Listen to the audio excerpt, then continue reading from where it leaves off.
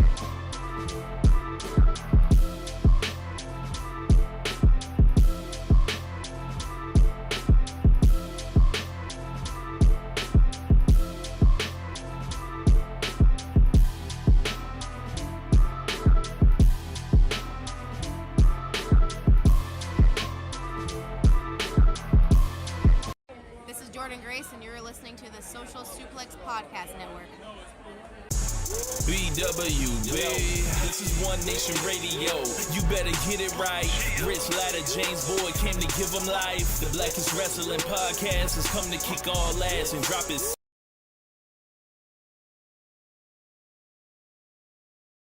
This is Jordan Grace, and you're listening to the Social Suplex Podcast Network. BWB. This is One Nation Radio. You better get it right. Rich Latta, James Boyd came to give them life. The Blackest Wrestling Podcast has come to kick all ass and drop his 6 feet if they kicking trash.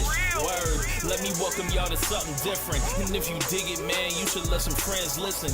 We be getting it in. This on the regular dude. Ravish and flow, but this shit rule. See, James don't rap, so I had to break it down. The whole network, man, we coming for the crown. Raps in the columns, I keep them both covered. Making the beats too, so the listeners can bump it. Hit us with the rating, yeah, I'm saying it's a 5. Before you hit and talk, bob your head side to side. It's One Nation Radio, and this is the beginning. It's Rich, and I'm here with James. It's time to listen to One Nation. You got to unleash the power of the pyramid. This is Mike Sempervive from WrestlingObserver.com. Check me out on Wrestling Observer Live every day. And also check out your boys, Rich and James, on One Nation Radio. Hi, this is Kenny Omega. We're listening to One Nation Radio. Check it out, guys. These guys know what's up. Big Kenny Omega fans, and that's all that counts to me. Goodbye and good night.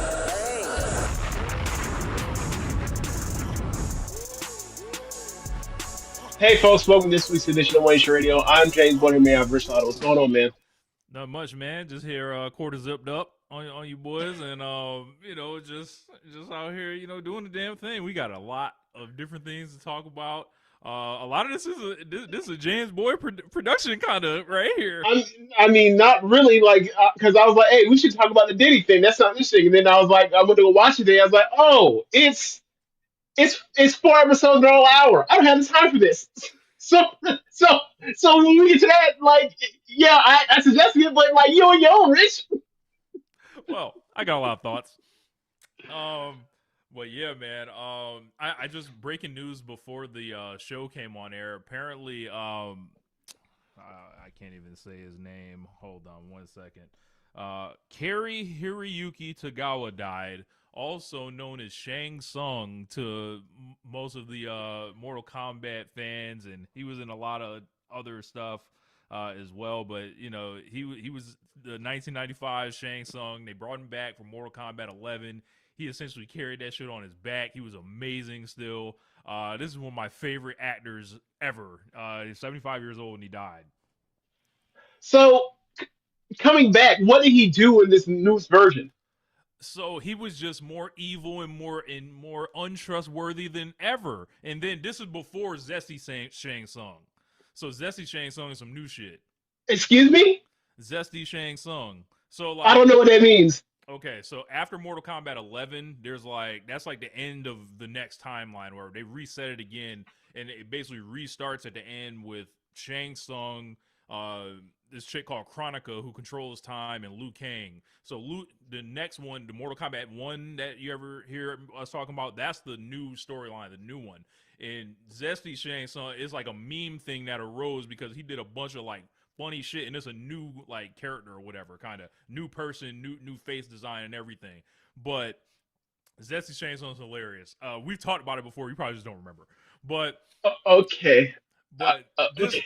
The Shang Tsung that this guy did, he was just like, oh man, Mortal Kombat 11. It's hard to like really explain, but it was it was like a two timelines converging type thing, and Shang Tsung's evil in all of them. Let's just say that. So, like, no matter where he was in the world, he was gonna come up. But as far as the actor, he was awesome, man. Like, he was "Your soul is mine." Like that's iconic. Okay, I remember you when we talked about the latest game that came out. I think it was about a year ago, right? You had Yeah. told me about like multiple timelines where they rebooted the universe or it was converging or something like that. And it's like, oh, full on comic book shit. So it happens. It happens. That's what science fiction. That's what science fiction is. Um, but yeah, Rich, I have the list of stuff. But you order however you want to order. Where do you want to go first? We've got to start with your boy. Hold on, Chris Paul and it's the end of days for him in potentially the NBA. So Chris Paul, they told him at 3 a.m. apparently to go ahead and go home.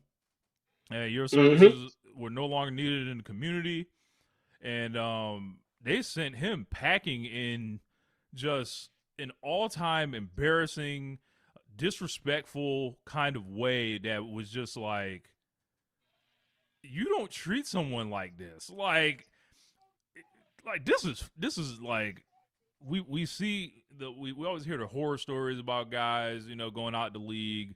If this happens to be it for him, this only, like I remember when Stephon Marbury was out of the league or heading out of the league, it was like telling him to. He was showing up to road games and shit, like where the team was going. They were kicking him out. Carmelo Anthony, they basically just pull you in and be like, you know what, you're not gonna play no more. Chris Paul, man died as he lived, essentially, out here. Like, it don't, like, all the reports and stuff don't really sound anything different than Chris Paul has ever done throughout his whole career anyway. But I guess it hits different when you scoring 3 points a game right now, and it's like, he's 4 years old. But this is fucked up. Like, this is an all-time franchise icon.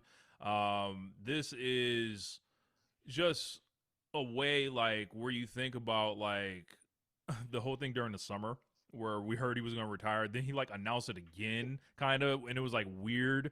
And then, like, they let him play that game in North Carolina, like, a week and a half ago, which was, where he's from and all that. Hmm. And then they just decide now at 3, like, don't even come back. You're not released, but don't even come back. What did you make of when you seen all this, James? I don't even like Chris Paul, and I was like, this is fucked up. When I first heard, I was like, "What is going on with this franchise?" Um, their season's been in the shit. Like they won that game in Atlanta, but Atlanta didn't have Trey Young, and I think someone else didn't play for Atlanta. But like, I think they're now 6-16 or 6-15, something like that. And it was like this was like the year where it's like they have all these veterans, and like this year where everybody, the clock hit midnight, everybody that was a you know shiny, everything turned to a pumpkin, right? Mm-hmm. Like last year, we knew Chris Paul was no longer an NBA rotational level player. Like we saw that. Mm-hmm. Like, granted, like we think, like Stephon Castle will be a really good player in the NBA, but even still, even as the backup, it was like, nah, he just no. Like outside of him being a basically staple to like Wembanyama, like it wasn't going well for him. So it was like, okay, that probably should have been his last year. But he decided, let's do the Clippers thing. He is arguably the greatest Clipper ever. There's only two guys right now that you would be like, all right, we're going to retire anybody's jerseys. They have no retired jerseys. The two numbers would be Right. 3 and 32. It would be him and Blake Griffin. And I don't. It's kind of like almost poetic that is like, um, they traded Blake Griffin like 5 months after he signed it, read up on that deal and shipped him off to Detroit, and then now Chris Paul he signed up and within 5 months he's already gone. These are two dudes that like eventually be like, hey, have time for go get your jersey retired. These would be the first two guys you ever pick. Like maybe they get to Kawhi's number two eventually. I somehow doubt it, given what's going on. But it's crazy that like this is how it ends, or this is how we believes it ends, because like I don't see any reason why we come back for another year for that. Like nah, just take it to the crib. Like they're paying you to go away or whatever else. And like it's really funny because like he's one of the guys that like you think that out of the group of guys or stars that we saw, like who's most likely, obviously the point guard thing was like who's likely to end up on a bench somewhere coaching, it'd be him. And like him go out on this way, it's gonna be really weird to see like if he decides to stick around the NBA in some way post playing, how's this going to rub off when like you got Ty Lue, Jeff Van Gundy, Lawrence Frank got NBA lifers in the circle. They got intel on spilling all this. Obviously, Chris Paul does too, but it's like how's it going to work in the future? Because if he's going to be a head coach, it's only going to be 5 years before he's going to be, teamed up with one of these people again. Because that's how it works. Because you got Chris, I mean, you got beef between me talking about this off air, like the Jason Kidd and Lawrence Frank stuff that was happening in Brooklyn a decade ago, and they just happened to still be in the league, and I'm sure see each other at different places, and at All Star, whatever else, and these other functions. It's always weird. It's always strange how this works, and then somehow they gonna bury that and be like, there's water under the bridge, whatever else. But I guarantee you, and in his heart of hearts, he's like, if I can get away with put Saki right in your throat, I do it, Yeah. but I can't. And then, man, it's funny for somebody that everybody, regardless, even the biggest Chris Paul hater, and you're not one of them. You're just one of the haters. Even the biggest Chris Paul haters are like, I can't believe it's going down. For DeMarcus Cousins to be like, the dad would be like, yeah, man, this is some bullshit. And he literally said, I don't even like him. And I'm like, yeah, I know you don't like him. In fact, I imagine you hate him. Like it's kind of nuts. Like I mean, the only person that could probably get off, some nasty who will be a person right now, like he's dealing with his own court case right now because he may have choked his sister. So you can't really pull out Pat Bev like they did that He one gotta time. he gotta shut the fuck up Yeah, yeah, for the moment. yeah. But it's really bad way for one all time greats to go out because the dude's the first ballot Hall of Famer. He's one of the 30 greatest basketball, 34 years best players of all time. Like he's literally like the last vestige of how point guard is. Like I was thinking about this, and maybe people have talked about this over pretty much the last decade. Like Chris is pretty much like last real point guard, and like the way that people actually had the role set up, where it's kind of similar to like two different football like kind of things that happen and kind of revolutionize where football is going. It's like, oh yeah, remember how we used to always have fullbacks on the field, and we said there's no need for that. Let's actually put a third receiver on the field. Let's play 11 personnel, right? Yeah. And then also it's like, hey, we can use a quarterback in the run game before like quarterbacks in run. Like that Yeah. same thing. Like you don't want your all star, all NBA, all decade point guard. You want that guy to average like 20 points a game. You don't want him to score 25 for some reason, right? And then Steph Curry came around and like, yeah, that's kind of dumb. It's Like we like out of here. We moving the game forward. like yeah. Like you want to get the ball to like your big wings or your center or your forward to score or whatever else, but like also like it would help if you were out here able to him be able to pitch in a big shot or here and there or whatever else, right? Like it'd be more of a steady down off as opposed to like, oh, in the shot clock, hey, Steve Nash, go out here and save us, that kind of shit, right? So, um, from that perspective, he's the last one, and like, I just, I, I don't think we'll ever see a player like him anymore because also it's like, when are we going to find another guy that's under 6 feet tall that's like that good of an NBA player? Do you ever see that happening again? I Maybe like mean, once, yeah. maybe one time before we die, two more times before we die. Yeah, like when you think about like how his athleticism changed throughout the middle of his career, and the Yep, fact that he lasted this long, and I would probably say exactly. like the season I think I was most impressed with Chris Paul was the when he was on the Thunder in 2020, and that team clearly Okay. didn't have they had like a lot of young guys and stuff like that, and then he just like Yeah. went down. That was the one time I held pretty much all slender because it was just like It was. he was emptying the gun in a way where it was like he could have laid it down, he could have quit, he could have Yeah. he could have just been like, this is bullshit, like this situation and all that. And he didn't fold up, and I respect guys kind of a little bit more for that. And yeah, man, it stinks for him to go out like this. Like, and the whole thing with it is like when I first heard, I was like, I feel like it only could have been one thing. I was like, it had to have been him just like causing like a one man mutiny like in the locker room. But I was like, nah, I didn't even think that because I would be like, dude, he old now. Like he ain't either people gonna either tune him out, but then I remember all them cats on that team is old anyway. They already know him. So. Like it ain't even Yep. that he's giving the game to the youth or anything like that. It's like it's this motherfucker that's annoying again, and then like the Clippers are such a fucking embarrassment anyway. Like from Right. like the players to the fucking organization, To the like owner, the to the owner. Forget owner. minimum manager, the owner. Like the only person that like don't have like shit all over them given this season right now might be Ty Lue. Ty Lue might be the only person. And then we'll see if there's a book about the disaster season. But And he if said he he wasn't even talking to Chris Paul by the end or right, whatever. but I'm willing to give him the benefit of the doubt that maybe we don't know what caused that.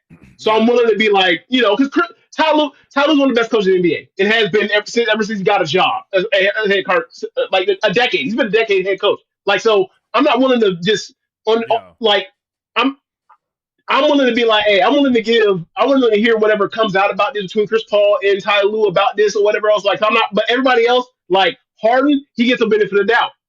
No, Harden slimed out Chris Paul in 2019, yeah. right? But Kawhi, Kawhi Leonard, Kawhi's like not a leader. not a leader, Kawhi, not nobody you want he's like just a saying great player, anything. right? Bradley Beal, loser, right? Like Brook Lopez, not. I mean, just a solid vet guy, but he's on end of his rope, right? There's nothing to be like, all right, whatever, it's 18 over years him, in the league, right? like Batum, old as dirt as well. Another one now classified in that same thing, right? Like, and then after that, you got like Chris Dunn. I think Derrick Jones might still be on the team. I can't remember. Like, and it's like, all right, Zubac's fine, but Zubac's having a pretty down year compared to last year.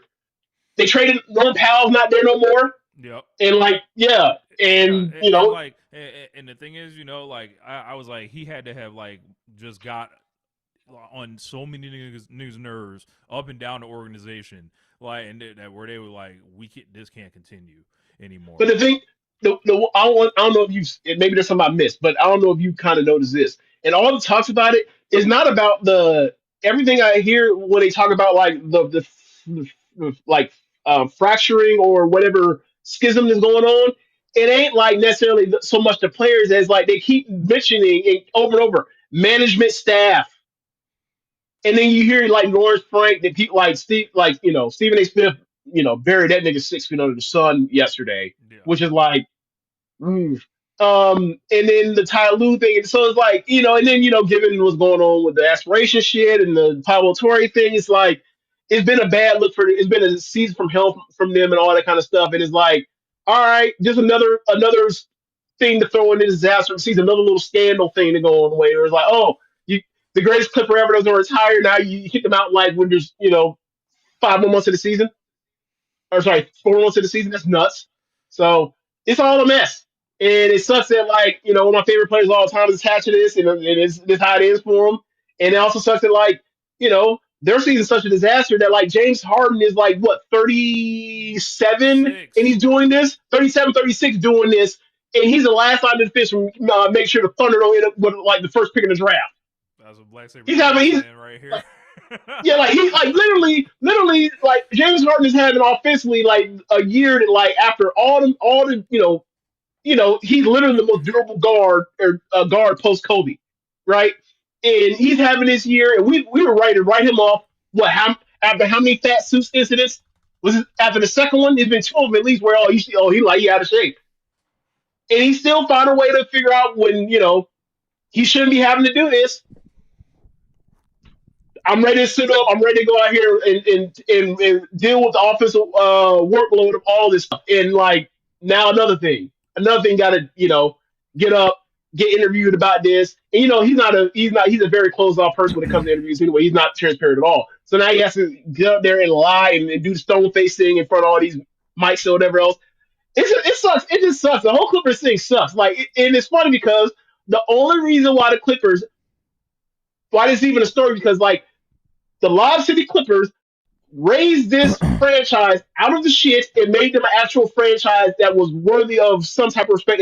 Is not a laughing stock. And as soon as they leave, everything they've done since then, pretty much just getting Kawhi Leonard, they have turned into a laughing stock. And you buried them worse than I have. This is my first time getting on the ass and be like, you know what? I feel like, look, I would have made that trade now. I was like, look at this. I would have made the trade too. It's a disaster. And now you got this stuff just snowballing, getting worse and worse and worse. And now like Kawhi can't play, and when he does play, he's an all-star until a week later when he can't play again. And this. So it's a mess. That team got to blow it up, figure something else out, and they don't have no trade pieces, and they're fucked. And they don't have their own draft picks. So yeah, Love it. Love it for the Clippers. Chris Paul, now I don't know if he's ever going to play again. I don't think You so. can think maybe he can, maybe Doc Rivers brings him in to the Bucks to let him, go out that way. No, no, no, no. Maybe the You don't Thunder want to. call. You don't want to go to the Bucks because it's like you Y'all want to never show gonna up be there. there. Exactly, you want to show up there and Giannis leaves. No, no, no. Yeah, I'm not gonna be stuck there with that. Nah, man. Look, sorry, brother. Sorry, brother. Like, look, man. I understand it's tragic that he's been outdo or sorry, underdo Paul Pierce's retirement tour, but yeah, he's about to underdo it. Man. It stinks. This kind of stuff I thought would have been reserved for Russ. Like it was trying to get Russ out of here over this summer, but he held on. But this is unfortunate, and this guy was a president of the Players Association for years and years, Yep. and gave a lot to the game, represented the country. A lot of playoff games, a lot of high moments, low moments. A lot of high moments, a lot more high moments people are willing to admit, and also like one of the most unlucky players in the history of the NBA. Like, and that's funny. Like, who would have thought that putting a team right? You talking about unluckiness? Who would have thought that putting together a Clippers team in 2025 with Kawhi Leonard, James Harden, and Chris Paul was going to end up turn out this poorly? Think of how many bad things have happened to all three of their careers. Me.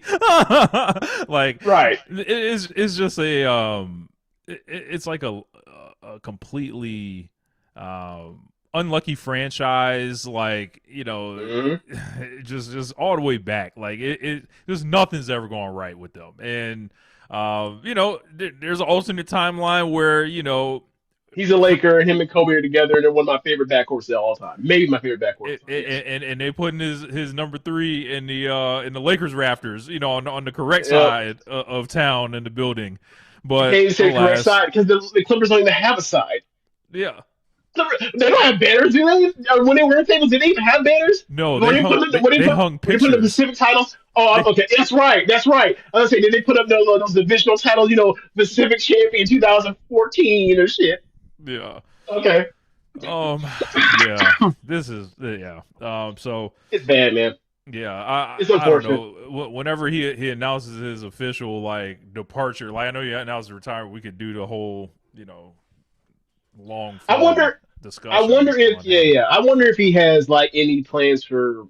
I wonder what his plans are. I wonder if he's. I don't like because I don't know if he doesn't say enough to be a media guy, right? Like Dwayne Wade and Melo, like they'll tell you stuff, and Chris will tell you stuff when he want to, but like he don't seem like the guy to be like though to He is called do Chris what Blake Haynes. Griffin. He's stupid. No, but like what Blake Griffin did a few weeks ago with John Morant, be like, hey man, you letting people down right now, right? And I don't even mean like the Clay Thompson. I mean like the Blake thing. Like I don't know if Chris ever really would do that on TV. So I don't know if he's ever tried or whatever else. Like he just seems like a person that like would get into coaching. But we'll see. We'll see what happens. Right. So I'm going through some of the YouTube chats. They were talking about my audio. It was like on one ear. Hopefully that is fixed now, guys. Please let me know if you can as soon as possible in the comment section.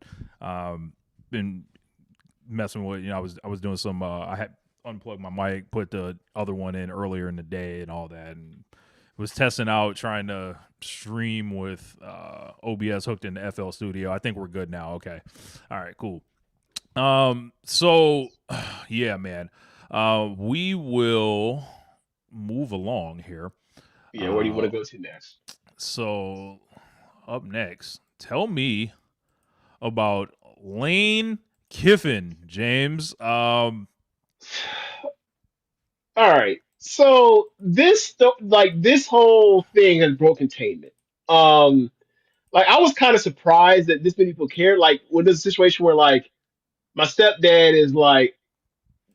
is asking about Ole Miss and LSU and Lane Kiffin, and I'm just like, really? Because down here in Tampa, like Lane Kiffin is Monty's boy, right? Like Monty Kiffin should be a Hall of Fame, Pro Football Hall of Fame assistant coach as a defensive coordinator for the Bucks in the late '90s, 2000 had some of the greatest defenses of all time. Hmm. Not in yet. He should be. It's bullshit. He coached like four guys that are in the Hall of Fame on that defense, and there should be a fifth guy in the Simeon Rice. Like maybe he should be in like LeBeau is just maybe, just maybe. Anyway, um, that's Lane's dad, and Lane is a mess. He's a messy person, and but he's also while this all is happening, like he's also a very good coach.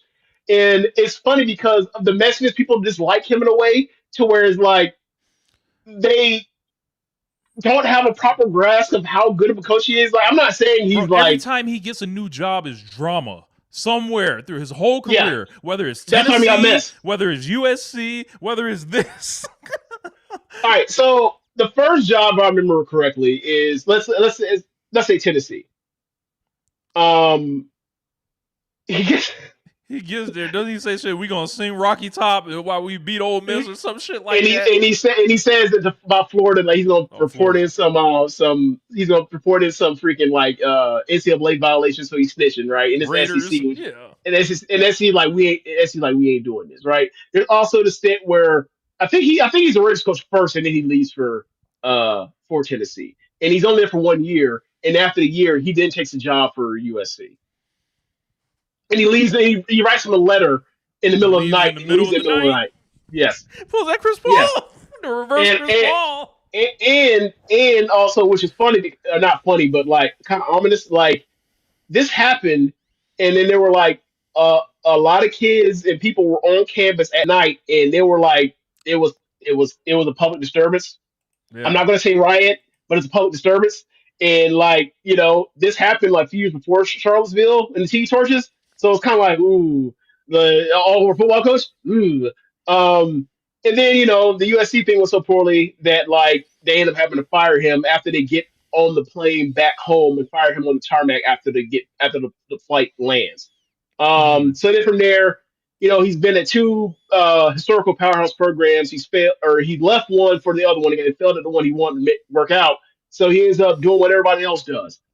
I'm going to go be an assistant on the analyst staff for Alabama. He goes through that. He becomes the offensive coordinator. He he gets basically Derrick Henry the Heisman. They win the national championship, and then he over the time I think he plays another national championship game. And over that time, he ends up getting a job, get the head coach job at FAU, Florida Atlantic.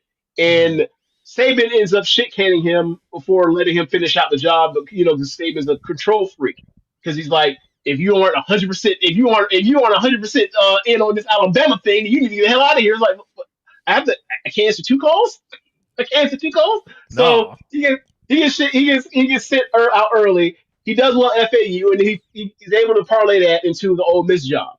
And the thing about Ole Miss job, and I think I've been saying this to Rich maybe a year ago. I was like, hey man, because this was out there. It's like Ole Miss, similar to Florida State back in 2023, they were ahead of the curve when it came to the portal game. They're really good at it. The difference in between Ole Miss and Florida State is Ole Miss continued to be good at it. It wasn't we were good 2 years and then we've sucked every single year ever since then. It was we've been good every single year at the portal at Ole Miss. So leading to this year, they end up getting a kid from a small school named Trinidad Chance be quarterback, and they end up just midseason replaced him, and he was awesome for Ole Hmm. Miss. So they went 2-10 or 10-2 or 11-1, I can't remember. And now they're going to the playoff. So, but the thing with that, with the portal thing was, hey, I don't know, like you look around, like this year and last year, 24, they had because of the super conference stuff, we have these unbalanced conference schedules, right? It's no longer you playing the East or the West, or you playing the Coastal or the Atlantic and ACC, or the Big Ten West or Big Ten East and the Big Ten. It is you play your rival or your two rivals, whatever else, and then we basically you play basically each other in pods almost for 2 years, and some of these schedules are just like ridiculously unbalanced, right? So they had for SEC standards, they had a cakewalk the last 2 seasons. So that's why they went heavy in the portal with putting in get players because they were like, we have a chance to actually like sneak in and possibly get to the conference championship game. So they fell short of that this year, just barely. They were in a tiebreaker to last week, but it didn't work out. But it was like, all right, similar to Dion with Travis Hunter and Shador, was like, you have a window to make something happen and improve, and you need to quickly flip this job and get the fuck out of there. And for some reason, Dion said, "I'm staying in Colorado, even though my It's son." over. Yeah, right, It's over. Like, and it right. was like, he needs to be like thinking about time with the family, prepping excuses, like calling Jerry Jones, seeing what's going on. Right. He decided to stay another year and is like, what do you know? The 93 team with the Heisman Trophy winner and an NFL quarterback left off the team and it went to shit. What do you know? Right. So Lane, it was like Lane had been at Ole Miss for actually for a fact it wasn't 10 wins this year, it was 11 wins. It was for sure 11 wins. So Ole Miss, like, this is it. They know next year they got to play like Texas, Oklahoma, and two other schools that are like a Georgia, like it's not Georgia and Alabama, but it's like Georgia as well, and then Hey, another team. you know what that should remind Like, me of? That reminds me of like the Beanie Siegel video. I can feel in the air them niggas looking yes, around like yes, that yes. real schedule coming. That's exactly how it is when it comes to this coaching game now. When it comes to like these people, all these schools are like Cincinnati back in the day, right? Brian Kelly gets there. He parlays that into going to Notre Dame. Luke Fickle gets that job. He parlays that. He's holding on to there at Cincinnati forever, trying to get Ohio State open, but it never opens, right? And when it does open, they already have their place, so he's fucked, and he goes going somewhere else, right? Like, there's all these schools. South Florida's a job like that, where like you get that job. Charlie Strong had that job post Texas. Taggart got that job, and then was able to parlay that into Florida State. Um, Alex Golesh right now just got an Auburn job based off the strength of working at South Florida. That's a job where you do well, you will be able to move on. Same for Memphis, same for Temple.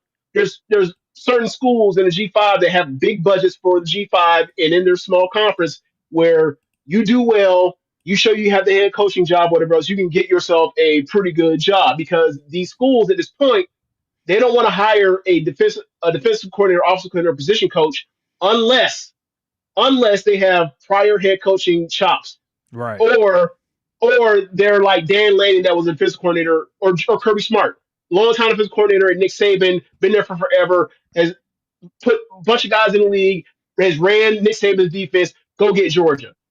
Dan Lanning, defensive coordinator and great ace recruiter for Georgia for a number of years.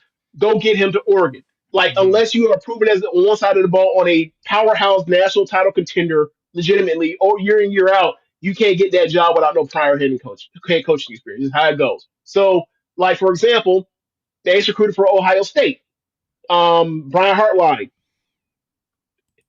wide receiver coach, has put a million receivers in the NFL, right? Marvin Harrison Jr., Jeremiah Smith next year, Chris Olave, so on and so forth. Like, but he never called no plays until this year where he got the offensive coordinator job. We don't know if they really let him call plays this year. We don't know if Ryan Day let him do that. So what did he do? I'm leaving and I'm going to South Florida.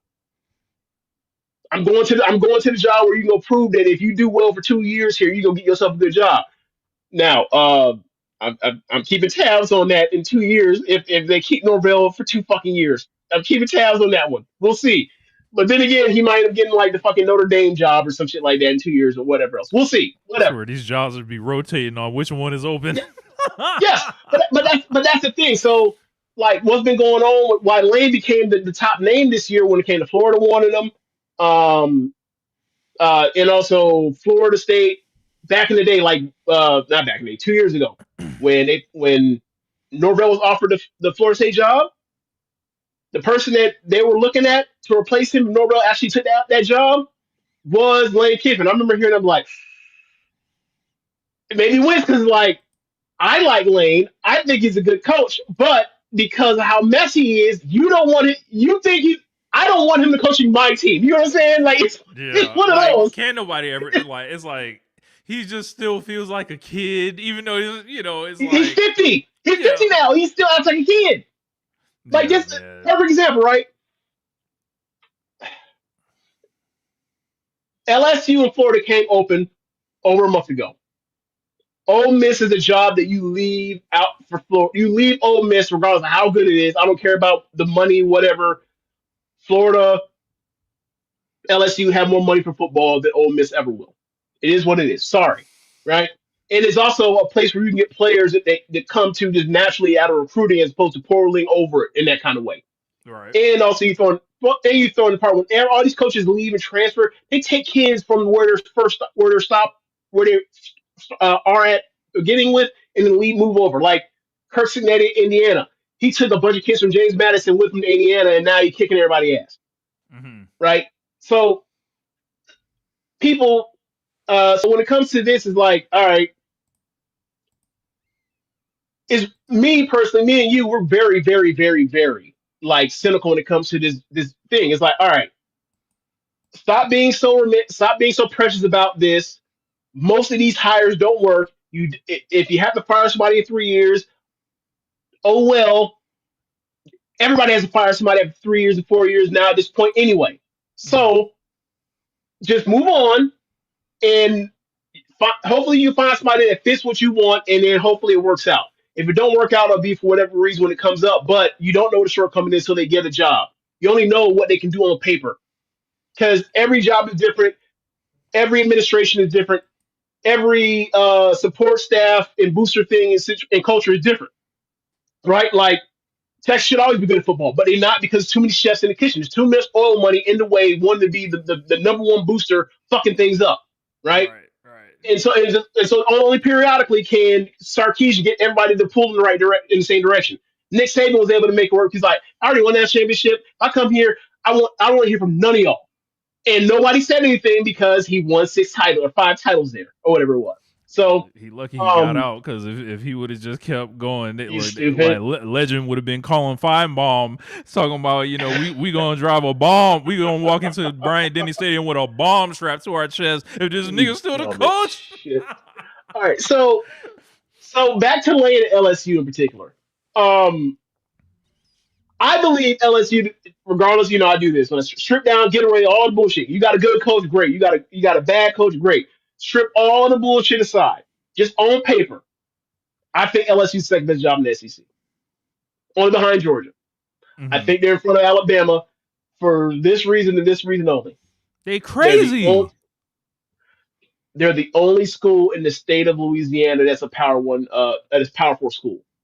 It's the same Mm-hmm. thing that Georgia has, except Georgia has more players because of Metro Atlanta. But the same thing with New Orleans. Like all them kids would have been Southern or Grambling, and instead they put on the purple and they put on the gold.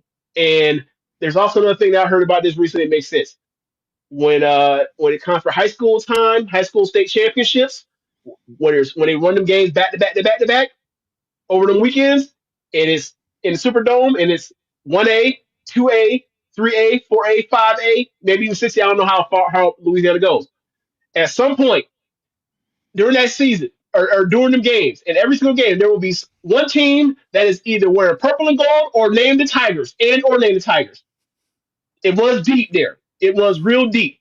So in a way that is not normal for any other Southern state. So that's why when you look at historically, well, let's say last 15 years, whatever else, the top kids in that state, 7, 8 of them going to LSU. They ain't it ain't like Georgia, where it's, Look, man, damn, see, Georgia got 610 best players. That's great. We never get that. That don't happen. LSU gets their kids out of their state.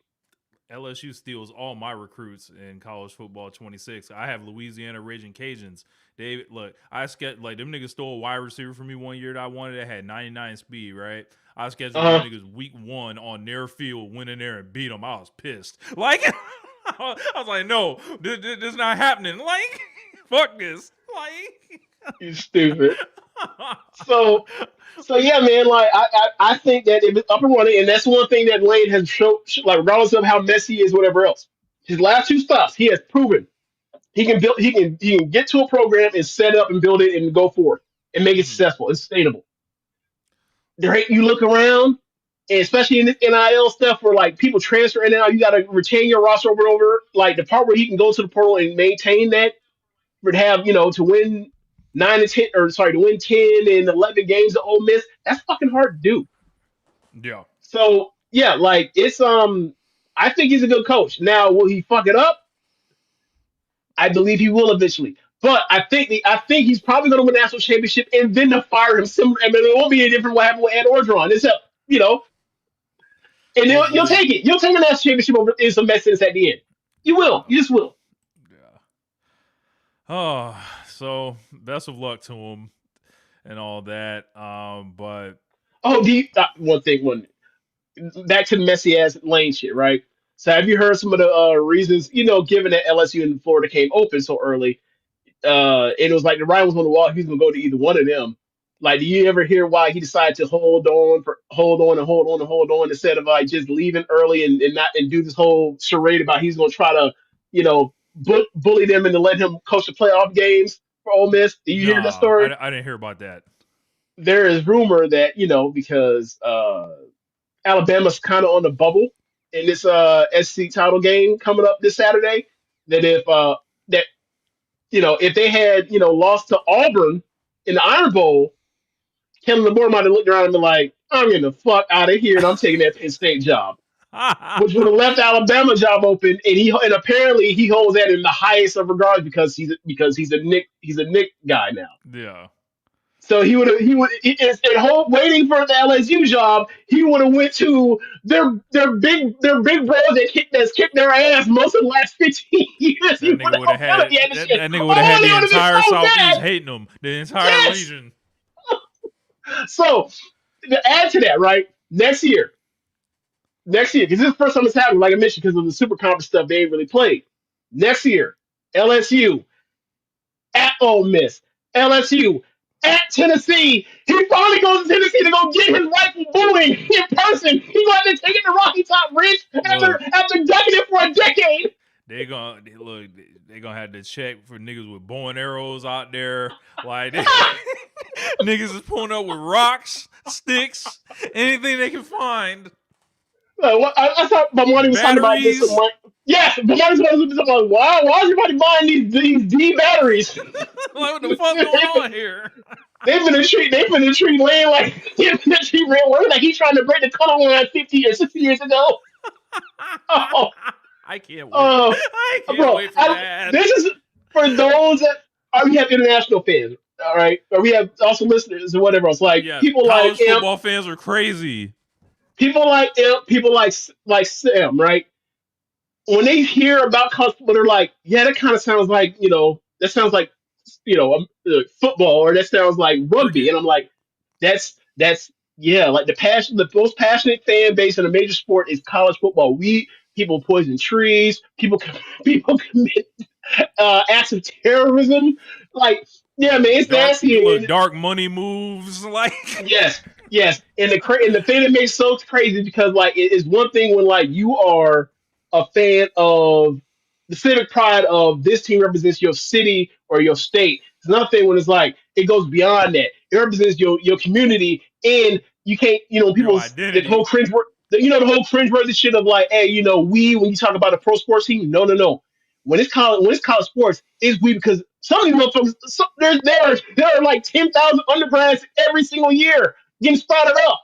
So yeah, that weed is real actually. So that's why it gets crazy like this. I love it. I love the sport. I love it. Remember when Tennessee tried to hire Graciano and they might have said nothing cool? They love on the campus to be racing hell. I love the sport. Oh man, our goals will have to. Man, and look, and then we haven't even done like Jimbo is still hanging around somewhere. Where is Jimbo going to end up? You know that Penn State job open, right? Yeah. Bro, it's so funny because they fired Franklin and they were the they were the first domino. They were the first movers on the big school has an opening. And now like I heard that they moved on. Their target is Matt Kemp from Iowa State, and this is funny because like this is somebody that in theory y'all could have gotten and would have been a good pick. No one would have looked at you crazy if you had hired him a month ago. And it's like, are y'all waiting for the board to see how this shit fall out Alabama? Like, I know y'all ain't trying to get Lane. He don't fit y'all culturally or regionally. Like, what are y'all waiting for? Y'all not finna hire Hartline because he has never coached before. James, So what are y'all doing? you got to tell the tree poisoning story. Oh, the tree point. Okay, yeah. So Alabama and Auburn. I can't remember if it's Alabama or Auburn, but like on campus they have these famous I think they're oak trees or whatever else, right? So somebody from the other fan base about 15 years ago poisoned the trees and they couldn't save the trees. Yeah. Eco-terrorism. The SEC just means more. Yep. Yeah. Let's do it, man. Diddy, boy. No. You just press the fob. Press it again. Diddy. There you go. Oh man. So the Diddy documentary that was produced by 50 Cent among a couple other people was released to Netflix over the last few days. I watched it between last night and this morning, and brother, how did we let this nigga walk amongst us for 30 years? I mean, you can say it about a lot of people, right? Like Bill Cosby, another example. R. Kelly, another example. Bro, I was texting back for both of my sisters put me in a group chat to talk about this shit before Oh, I had yeah. watched it. And I was like, Okay. all right, let me watch it. I'm going to reconvene back with y'all. This is what I told them. I was like, this doc presented him as this abject monster who has been hiding in plain sight for 30 years, who hid behind a veil of evil, who hid a veil of evil behind once in a lifetime charisma and the gift of gab. He stole people's money, dignity, self-respect, artistry to serve himself by any means. He was brought in the game under the old school business masters like Clive Davis and Andre Harrell. Who knows what them bad boy slave contracts look like? A 10-album deal is absolutely fake under any context. I think he's the black version of Donald Trump. And it literally links him to both the Tupac and Biggie murders in a way that I think is causing a light bulb to go off above many people's heads. His entire rise is filled with death behind it from the very moment he became famous, with the thing with the basketball game, with the people getting trampled and stuff like that in 1991. He becomes a star out of this. They talk about Uptown Records in the beginning of this, where he's just this ambitious kid, and they talk about his childhood where his dad's not around, and they always talk about the relationship he has with his mom. And I was talking to my mom about it, and she was like, I think that he obviously didn't have a father, and it's the mother's fault, because she would be dressing him like he was this pimp, at a young age, around all those parties and everything like that. And they had people that he grew up with from birth. They was like, he didn't really know how to defend himself and stuff like that, and he'd be getting beat up. But then he would just he would be biting people in the neck and not fighting fair, and be like, I won't lose, essentially. They talked about this guy named Kirk Burroughs, who I had never heard of, who is actually the founder of Bad Boy with Diddy. Had 25% ownership. Janice Combs had 75% ownership. And the thing is, Puff never put Bad Boy in his name because he didn't want to be responsible for those people that he trampled, for them to sue. So nothing's in his name, so he couldn't do anything. And that goes even worse. When Biggie dies, he was like, we're going to throw Biggie the thing, you ever heard the story about how Big was supposed to go to London or whatever, immediately after the Peterson Museum, he was supposed to fly out for a promo tour, and then Diddy canceled his flights and was like, he's not going to be there. And they basically put it like he ushered Big to his death. There's a bunch of shit where the East Coast West Coast war was completely fake. It was really just between Puff and Suge Knight. or whatever. And then the way it goes is like, well, I was like, I was like, yeah, I guess so. Because like once Tupac got shot and Biggie got shot, it was over. Nobody kept shooting. So like maybe it was just them. Like, but Diddy, like, just kind of like rises off the Biggie shit. And the Biggie thing with the funeral I was talking about, he was like, we're gonna throw the biggest funeral there is or whatever. Bro, they never said that he charged that shit to Biggie's estate and they made Biggie pay that shit like out of like his contract and recoup bullshit. Like Diddy didn't pay for none of that shit. He didn't pay a lot of people money. One other thing I started thinking about was how nobody ever gets to their fucking second album on Bad Boy. Essentially, after 1999, Bad Boy is a record music label. It ain't really that much. It's a what do you call it? It's a front.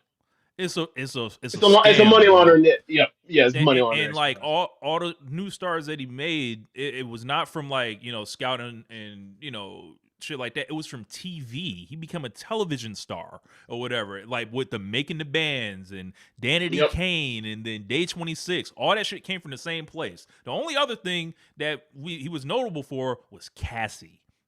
And Cassie, the Sean John stuff was relatively successful, but they had a shelf like just like all the rap fashion shit did, and then like Ciroc. Ciroc, I don't know how much. But I don't know how much. Okay, because I don't know how much what percentage he actually had in Ciroc, or how much was he was just the face of it. I don't know. Right, I think he got like $100 million. Like they gave him like basically to promote it or whatever.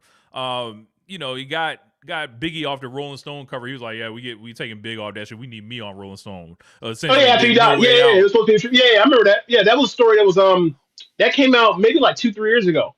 Or actually no, maybe like as soon as like the fans came sniffing around him last year, 2 years ago, was when that story came out. It's like, he's like, no, I don't need to be like, no, he's dead. I need to be on there, and then he did the thing because like he launched himself into rap superstar. Yeah, and the thing how it's set up is they have all this footage of Diddy like 6 days before the verdict or whatever, because he was going to try to shoot this documentary like in hopes when he got off, like he was going to turn it around like and some shit like that. But the thing was he didn't want to pay the people that were shooting the footage. So what happened is Netflix swooped in and bought it. So it was like, nigga, you supposed to buy the footage either way. Like, so no documentary like this can get made. 50 Cent really doesn't have shit to do with this. He's not a talking head on there, bro. They've got all these people that were directly working for Bad Boy, artists, his fucking ex assistant, Capricorn Clark or something like that. Mark or Kurt Burrows, and there was another guy. They got Eric Sermon. There was a story about how he tried to fight Eric Sermon or whatever, and he was taking niggas girls. They talked about how he took Albie Shore's Kim Porter, Misa Hilton, which I believe was with Eric Sermon, if I'm not mistaken. And Eric Sermon was like, he was trying to be friends with me or whatever, but he was trying to like watch me to like make sure I wasn't, he was basically just trying to take my woman and make sure she didn't like, mess with me or whatever. And then like, the 50 Cent element, we should talk about this. I have no problem with what 50's doing. Yeah, is it low? Is it haterish? Is it like it is, absolutely. But it don't matter. It is, but it don't matter. Yeah. Like and then the thing they did the work to get all these real people to talk on this thing. Like, this isn't like some bullshit that was made up because, like, you see like on these streaming services like on Tubi or Netflix or even Amazon, they be like, yeah, the Diddy documentaries, and it's just like a bunch of scattershot. I don't even waste my time with it. This shit is different. Everyone should check this out. Yeah, so like the reason why, for most people, right?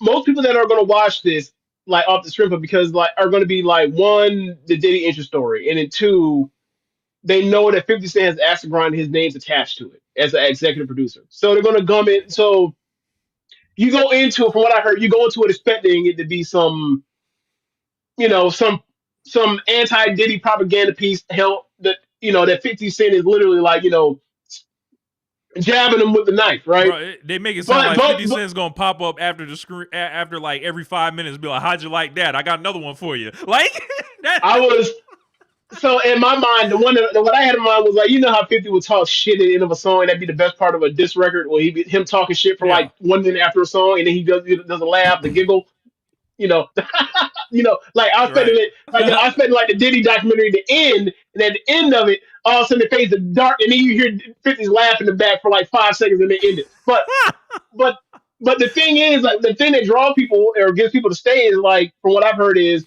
you expect it to be some 50 Cent, Instagram bullshit, but it's actually a serious documentary. And that's what actually want to keep people around. So yeah, like I actually think this was a good idea for him to do it this way, because everybody expected him to do that, and then him to go actually like do it legitimately is like it makes it even more uh uh vindicating for him Yeah. in his dislike of Diddy over the last 20 years, So many people, it was just 25 years. it was just a lot of the same patterns from these people. Like it would literally be like the people that were there in the 90s, they would disappear. Some people would get introduced in the 2000s, and then all of a sudden they're telling the same stories. And then these NDAs, and they're going through the hotel video with Cassie, and they're talking about the freak offs, and Did talking they about get how into this? basically everything was set up to protect Diddy, and it was like, the nigga Did was they get like, into the specifics of some of the freak offs? yes, Did they talk yes, about the story about the fluid exchanging? yes.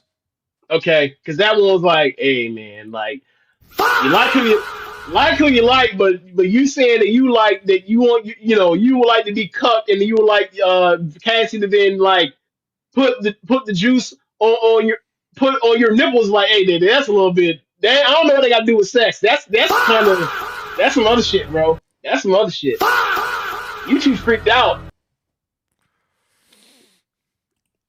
Yeah, it is.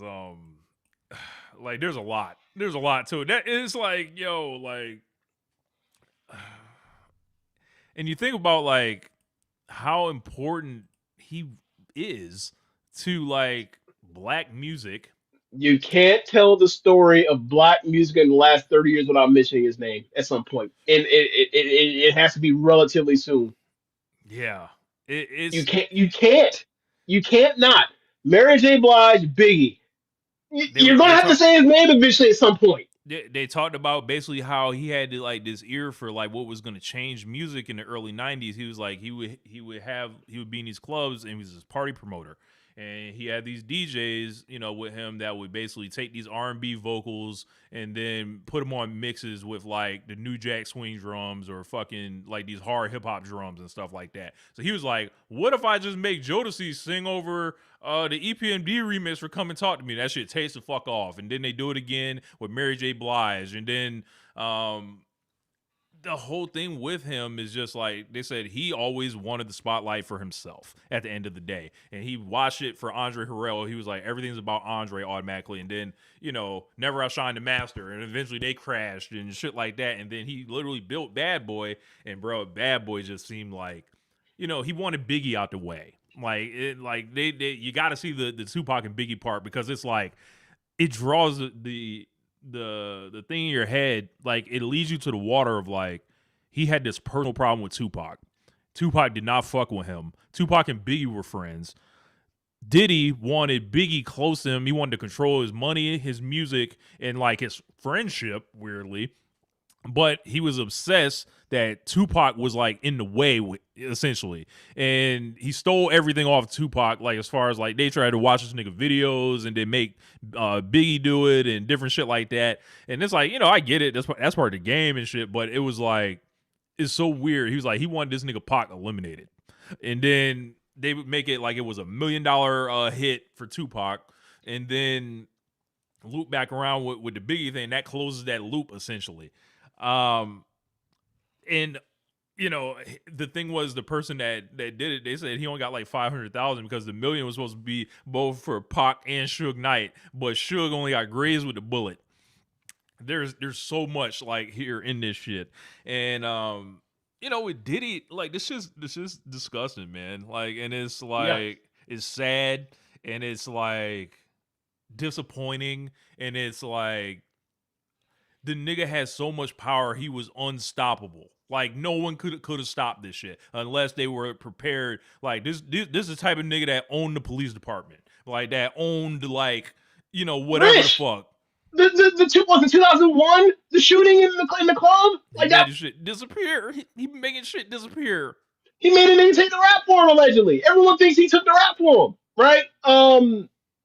Like so. Then you also throw in the part where like for me when they did the Bad Boy 20 year anniversary reunion tour or whatever, that's when I was like, hey man, this some foul shit. He's making niggas that he owe money to go back on the road to get and go re-earn money they already are owed. And I was saying that, and I got my cousin Alex, he's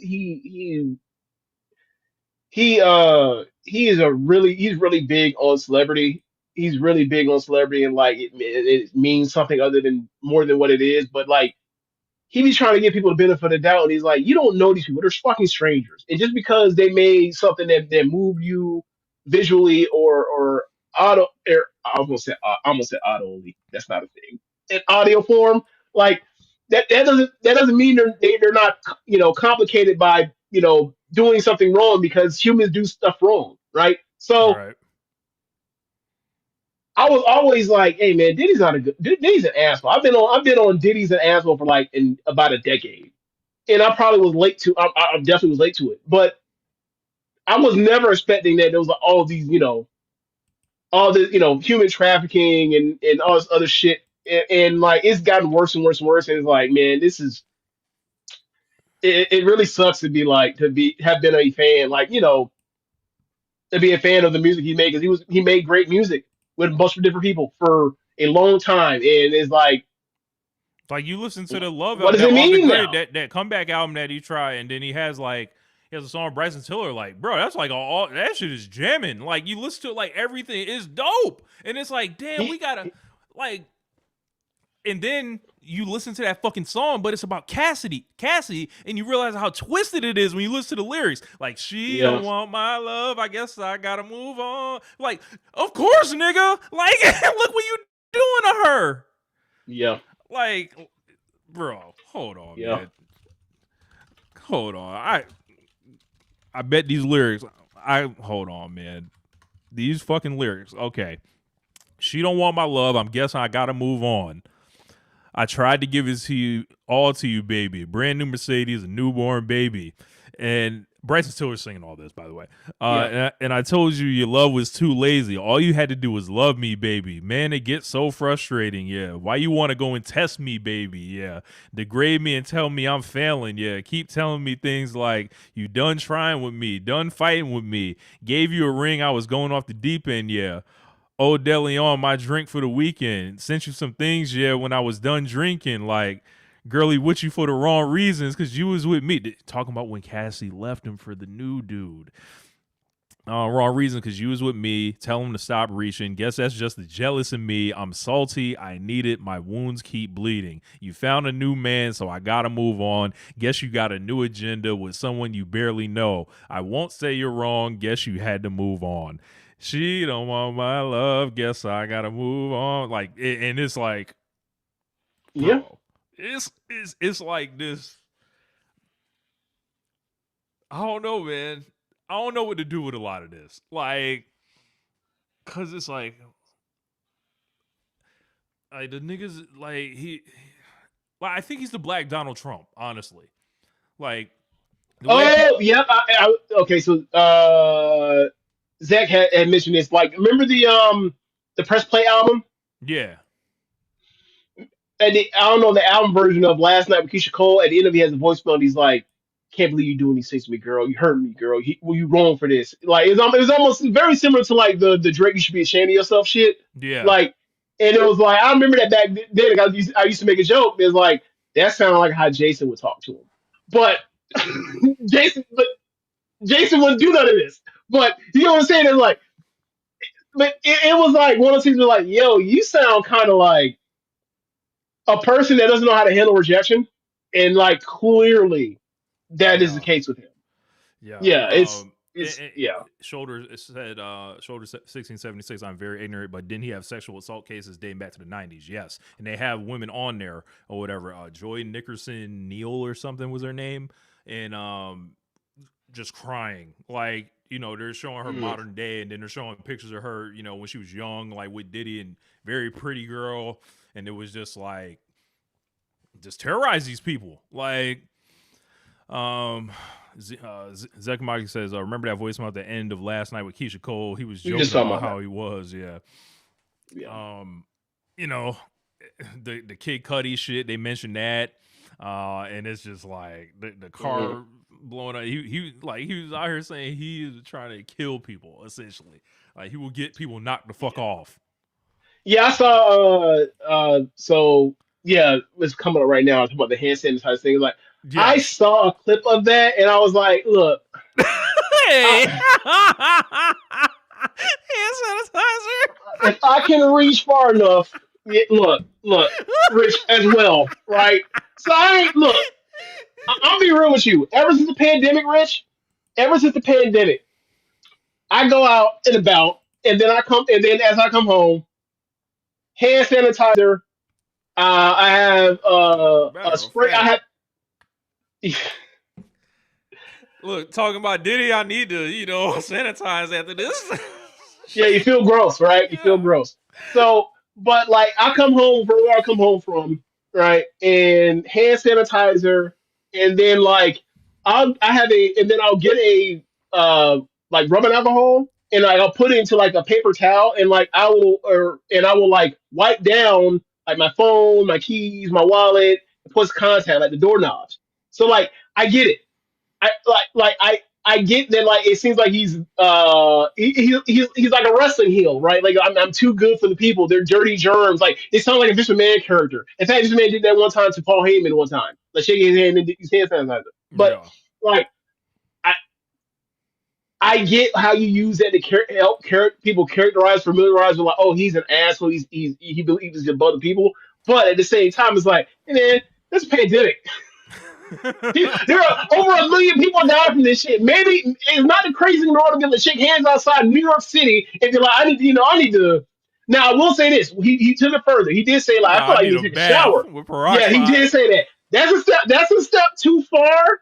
That's a step too far, especially with all the pictures I saw. He's mostly outside, but the hand sanitizer is not enough for me to be like, oh yeah, this is definitely whatever else outside of all the other stuff in the documentary. That's the least on the list of uh uncharming, if you will. Yeah, Yep. because I mean, there's so many disgusting details that we already covered. Yeah. Stole tons of people publishing, made sure they didn't get paid, withheld all their money, the Aubrey O'Day shit, like you could just see what that was. Like you already know what that was like. Yeah, man, like just a terrible, like, evil villain motherfucker. Like that is just like has so many like artists like with him over the years, and then at the end of the day this guy's left kind of at the mercy of the courtroom, who they end up only giving him 50 months, and then he'll be back out in a couple years or whatever, and this shit will probably continue. I, I have a hard time thinking that he's gonna just be able to like reacclimate himself into like the art or basically be re-embraced by hip hop. Like I don't think that's gonna be a thing when he gets out because the stuff like the documentary and the stuff that happened in the details of of these cases. Like that's some of the stuff is like you can't ain't nobody like I understand Ray J dumbass somebody he missed the P Diddy parties or whatever else recently. But Ray J's a fucking idiot. Like Ray J just recently, like on the holidays, got his ass while about to put his gun on somebody. So like, inside of his house when his daughter was in the room. So like, yeah, I don't give a fuck really what Ray J got to say about it. So yeah, I just don't think people are gonna be like, hear this stuff, see this documentary on Netflix, and then come away and be like, yeah, it's all cool. I just don't. I don't think there'll be some, but I don't think it's gonna be like he's gonna go on a fucking media tour when he comes back. Boy, that Breakfast Club interview, whenever the fuck that happens. And I think Charlamagne's been on his ass about all this shit too. So he don't get no quarter whenever he show up on these places. Like he can't do. Look, even somebody that um, like even the places that like him, like isn't Button wasn't he close with or Yes. not close, but when he, yeah, like nope, that ain't going. Mark Lamont Hill finna come off the top rope on his ass if Yeah. he come whenever he come back. It ain't gonna happen. Imagine Mona He ain't being got nothing like, to sell. He ain't got nothing to Mona would sell. be It's like, done. nigga, what? Like, Right, right, right. You nasty nigga. oh man. Let's talk about these quarter zips, man. You told me to put it on the format sheet. All right, So man. So I mean, I, this is the latest thing in respectability politics come in a meme come together at once. So because it's kind of broken containment. So some of the YNs, as a joke, been wearing the quarter zips, right? Yeah, yeah, and it has sparked some debate. Or sorry, let me phrase that. Not a debate, not any real debate. It sparked like the what people like to call the think pieces, the think piece Twitter. People don't actually. It's not actually a think piece. You can't write a think piece on Twitter. You don't have enough characters. But like people start getting discussions about uh black people in a way policing the way other black people dress is like I thought that's what white people do. That's for white supremacists, not us. What are you doing? So it, yeah, so it's interesting to see how that keeps happening. Is like, yeah, man. Anytime. Like, why are we concerned about how other black people dress? Like, the idea of pro blackness is the idea that is should be in theory the opportunity for black people to dress and see however they want or whatever else, in regardless outside of the view of whatever. Uh, and it just to see it for me was kind of like I thought it was funny at first, and then it started turning down. I was like, "Oh, y'all ruined a good thing." This was supposed to be just a little quick, little TikTok jokes, right, with the teenagers, and it broke containment and it got to the old niggas like us in Twitter. But we luckily don't get caught up in that kind of stuff. And even you, like I mentioned, Rich, you have joined in with the YNs when it comes to the quarter zip. So yeah, man. Like, what was your thoughts when you seen some of the stuff? What was some of the funny stuff you saw? just the concept. It was like, yeah, man, we done with the Nike sex, and we doing this and drinking coffee at Starbucks. I'm Yeah. like, I thought this was the dumbest shit that like. I did too. I thought it was dumb, but in a good, like in a funny way. I thought it was harmlessly dumb, as opposed Right, to but then like the reaction to them, they was like, "Oh yeah, these are young men, or doing something. It could be young men." Like it was people it was two things. earnestly. It was two things. It's about time y'all. It's about time y'all start dressing like somebody. Like y'all be like y'all meant to contribute to society. It was like, whoa, hold on. Take the take the white hood off. Yeah, Relax. And yeah, then there was another backlash is like, why are these black men want to dress like white men or whatever else? And why did like it turned into like why are they being do they hate themselves? I was like, it's a meme. It's a joke. It's a gag. Relax.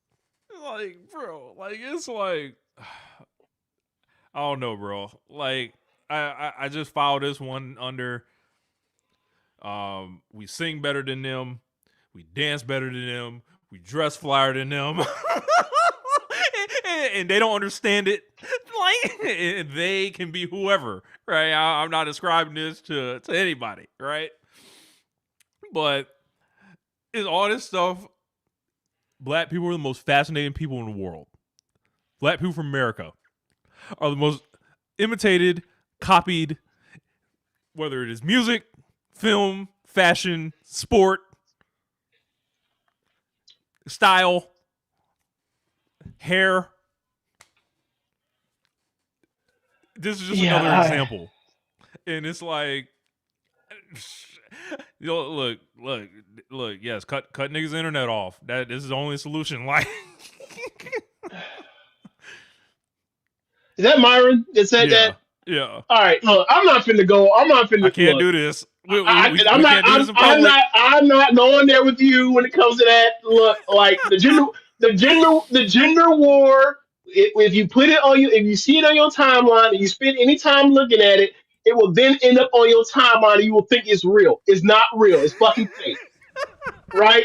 So I'm telling you, it's fake. You just gotta go into your timeline and realize that you are not a person that is not being you're not a person that is above or skipping past and avoiding the algorithm. The algorithm finds everybody. You just gotta have your awareness of it. Like this shit is there to trigger you, fuck with you, bother you, and for a lot of people, this is how they get towards hating women and becoming incels. You gotta realize this shit fake. We need to. Yes. I'm not saying it's you in general. I'm talking about just that. Your comment ended up at the bottom of the screen, so I need to address it. So anyone watching this to be like, that shit is fake. It's not real. He does bring up another point here about people the origin of a lot of this stuff, like with the accounts, like the backlash. These people are not from America. Like, like Yeah, this shit is being imported, you know, from over yeah. there, you know. And we don't know, and because of how it is, we don't know who are bots and who are actually real people online, right? We don't know. So, as he mentioned, he said it was non-black people that or non-black Americans that did this. Or, sorry, non-Americans that did this. We don't even know they were real people, Yeah. right? So, um, it's always a mess, man. So, like, I constantly look at my time and be like, I look at something like, ooh, I'm ready to, literally, like, it feels like half the time on Twitter is me seeing some bullshit and me typing up a storm and being like, wait, is this worth it for me to actually post this or to retweet this and dunk on somebody? Is this person even real? Fuck this, delete. That is like at least a quarter of my time on Twitter. So yeah, like I'm telling you, I don't tweet nothing anyway. group chat saved the world from a lot of stuff. Oh, Like man, like y'all me think and this, Rich be sending shit back and forth to every day about some bullshit that'll piss us off like every dog. day. I was like I be getting 1,500 tweets off likes off just liking a fucking match or whatever, right? Like some of the shit that I put on the timeline. No, I'm not trying to go super viral. No. But yeah, let's move into pro wrestling, man. We had a lot of other stuff to talk about, but I want to talk about TNA on Spike TV. No, not Spike TV, but AMC Okay. signed a deal with TNA.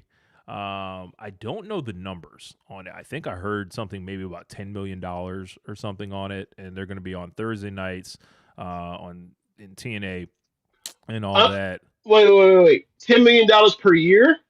I believe so. Rich, you do me a favor. Can you type in $10 million divided by 52? $10 million divided by 52. I mean, it's gonna be close to like was it? Is that like 200,000? Is that like roughly Yeah, $200,000? Is yeah, that roughly $200,000? 192, 192. Yeah, that's roughly $2,000. Like, yeah, I almost feel embarrassed that I had to ask you pull the calculator, but I actually asked it before you even said it. But yeah, like it's just yeah, that's it's something. It's something. It's So something. I got their press release here. And I found it very interesting that the first three wrestlers mentioned in this were Hulk Hogan, Ric Flair, and Sting. Um, What? yeah, I'm going to drop the link in the live here if anybody wants to take a look at it. And I'm going to also pull it in here. So let's see. All right. So AMC and TNA Wrestling announced a multi-year agreement to bring TNA's flagship weekly TV show, Thursday Night Impact, to AMC, TNA's new television home in the U.S. Their new partnership kicks off from the Curtis Colwell Center in Dallas-Fort Worth, January 15th, 2026. It's going to be a 2-hour show, and also on AMC Plus. Carlos Silva says, "We are super excited to bring the in-ring excitement, energy, and drama of TNA Wrestling to AMC. TNA Wrestling heads into 2026 the hottest it has ever been, with intense rivalries and a fan base that loves the TNA stars. We cannot wait to expand the TNA audience with our new partner, AMC Networks, which has a long and storied history of serving passionate and engaged fans across so many shows and franchises through this new media rights deal. TNA's impressive growth and success is driven by the stories, characters, and nonstop action fans love, said Dan McDermott, CCO of AMC Networks. We put fans at the center of everything we do, and TNA has built its brand and its programming around that same dedication and focus. What a great opportunity to come together and make Thursday Night Impact a dynamic, entertaining weekly event on AMC and AMC Plus starting next month. They go into they got people quoted, various guys lower, but as I mentioned, they talk about all the old people that used to wrestle for TNA. Then they lead off with Matt and Jeff Hardy, Nick and Ryan Nemeth, Frankie Kazarian, Mike Santana, Steve Macklin, and it just goes on from there. So with this, right, I think there's a couple ways to look at it, and for me, a lot of this really comes down to what is the WWE. I keep hearing about how this is great for wrestling, right? This is just this great thing for the pro wrestling business that more professional wrestling is on television and people are paying for it and stuff like that. And I'm like, in one sense, I get what they're saying, right?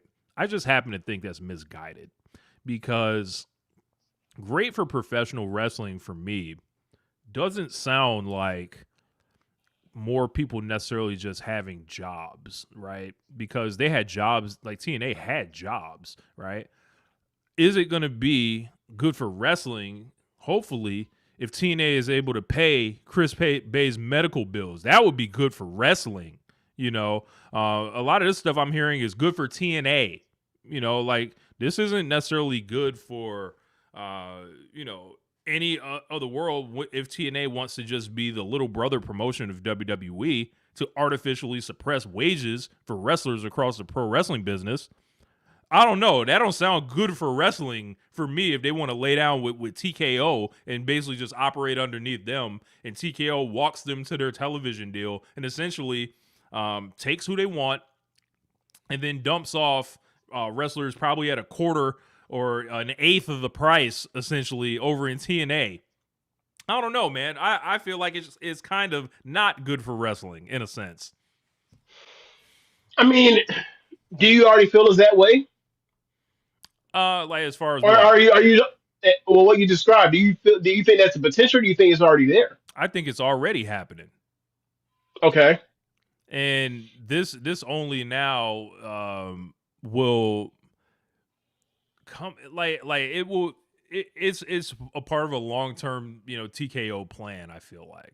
And Hold ultimately, on. Hold on. I don't mean the suppressing wages thing. I mean like the we take Jordan Brace, we take Cardona back, whoever we want, and then we get rid of Ziggler, that's where they go. We get rid of Karrion Kross, that's where they go. You already think it's that? oh, I mean there was always, kind of some of that there. TNA was like kind of a holding ground, I think, for a lot of these Yeah. people. Yeah. Which is like, in a sense, it's like, yeah, there's gonna be like more places to wrestle and stuff like that. But like now it feels like there is no, like, if TNA doing this kind of independently would kind of change my outlook on it. Like, this is just part of the larger avenue to cut more access off, essentially. For, when AEW comes up, or say WBD, gets sold to the wrong thing. This is one more place they can't go. WWE's trying to walk people up essentially to all these different entities who play nice with them to eventually cut off the real threat. So TNA wants to assist with that. Fuck them. Like, that's where I'm at with it.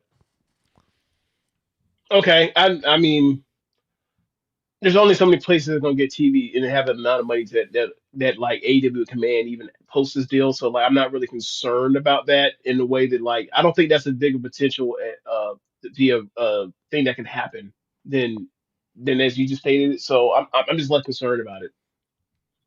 Like, I mean, tragedy. People have to be laid to rest for this to be a problem. Come, was it 4 years from now, 5 years from now, or whatever, or after an acquisition or merger. From in my estimation, I could be wrong, but I'm not that concerned that, like, oh my god, they can't get $10 million from AMC. I think Yeah, their next yeah, single will be more than $10 million from fucking yeah, AMC. yeah. Yeah. I don't know. Oh, Like, by the way, you know who owns AMC no, I don't. Media Group? The Dolans. Oh, really? Yep. Hmm. Yeah. Yeah. So, yeah. Yeah. I think it's gonna be like it's cool. Like, like I said, now they have no excuse to not pay people's medical bills. Now they have, we're gonna see if they the number two promotion in America. We're gonna see, in North America. Cause I think I heard somebody say this. If TNA is the number two company, right, in North America, I would love to know what these people think of CMLL. Look, man, they're not even number. You say in North America, they're not even number 4. Yeah. You, you don't think New Japan makes more money even still? You don't think New Japan does better than them? Don't they split that? Don't they split that gate for these foreign doors? Right, got it. And then Yeah. and then they do and then they do the Windy City Riot shits and Capital Law. They still do better than them. So no, they ain't trying to hear that shit. Even with the $10 million they've been getting in plus cash, good for them. Like hopefully they can actually turn this up because like look, there absolutely is enough talent in the world to have TNA be a promotion that people can check out. The problem is it There don't would work at like that. least No. What I'm saying, like, there's not enough attention for it to matter in that way, right? Like, there's never going to be a situation where someone's going to be watching all this shit. Like, even a show like us that used to try to watch as much shit as possible. We never got around to TNA really, except for like back when it was Impact and Slamversary and that shit. Kenny Omega's champion. That's about it. No, yeah. not against them. If they had a great match, you'd be like, "Hey, check this out." And there's two people that I cared about, or somebody like Ace Austin was doing something, or whatever else, where he got the AEW. I check it out. Kazarian, I like Kazarian was the AEW. I'd watch him. But like the stuff you hear about them is like, oh, they're fucking Max. They're trying to they're booking Mike Santana like shit on purpose. They get groundswell support. It's like y'all ain't got enough goddamn support on y'all on to get people to rally to this. Ain't nobody watching shit. They gonna look at this and be like, what the fuck are y'all doing? Goofies, Yeah. silly niggas. Yeah. So, hey, actually, I got a better one for you. What's Maple Leaf Pro doing? No idea. I need to figure that out. I need to check in on that. Come check it with your boys. But it is yeah, man. I don't know, man. Like they gotta figure this out. Um but Should we bring back Caleb Baldwin to do his reporting on TNA? They have a TV deal. holy Should shit. we bring back the bathtub? Should we bring that shit back so he Sure. starts Yeah. since he used to love to talk about TNA and Impact so much? Bring your ass back. Reboot the show and start covering it weekly. Like, yeah, your podcast is already set up. You start January Yeah, 16th. You yeah, you were back on air. yes. You The got no say in the microphone matter. is yours. We have signed you to a Diddy deal. You will be doing this shit against your will. Oh, well, it would be funny if every podcast had to designate, it had to rotate. Be like, yeah, you got the TNA review this week. We outsource this shit. It's like a podcast that don't exist. It's like, yeah, this week on the Yeah, TNA I review was about to say, podcast. Keith Murphy got it exactly right. I'm about to say, man. You see, if want to look, he wants to call that shit adventure. You take adventure your ass to TNA. Oh Uh, man. Um. Yeah, I think if Total Talk tried to review TNA, I don't know if they would get past the TNA part. Like they would get stuck just on the oh acronym. Like Lord. like it would just be jokes for an Look, hour, and they'd be like, look. "Well, we're out of time," you know. I look. I don't put it past them because they're very creative, but I do not think they are collectively horny enough, the three of them, to be able to do a show for 45 minutes to an hour about TNA. As far as just puns and funny stuff, I don't think they have that much. I don't think there's that. I don't think it's that far. But let's see.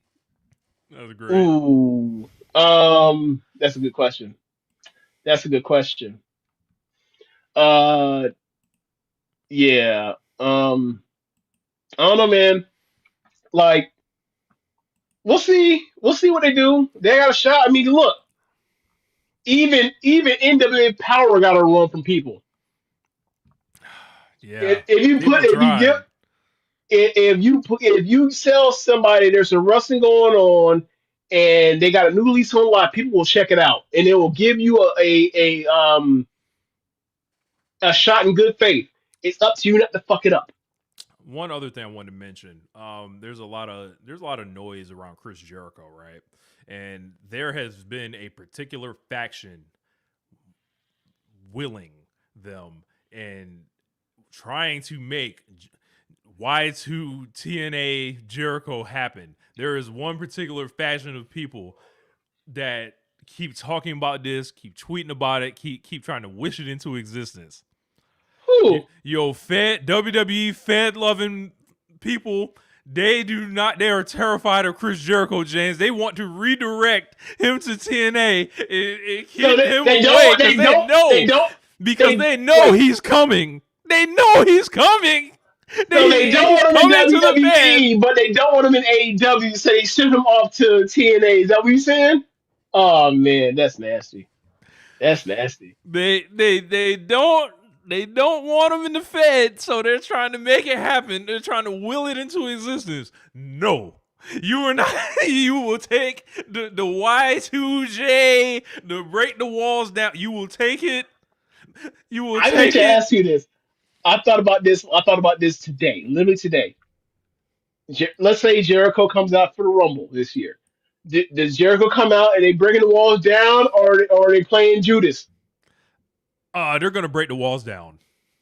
You don't think Jericho will fight to get Judas? I think they will.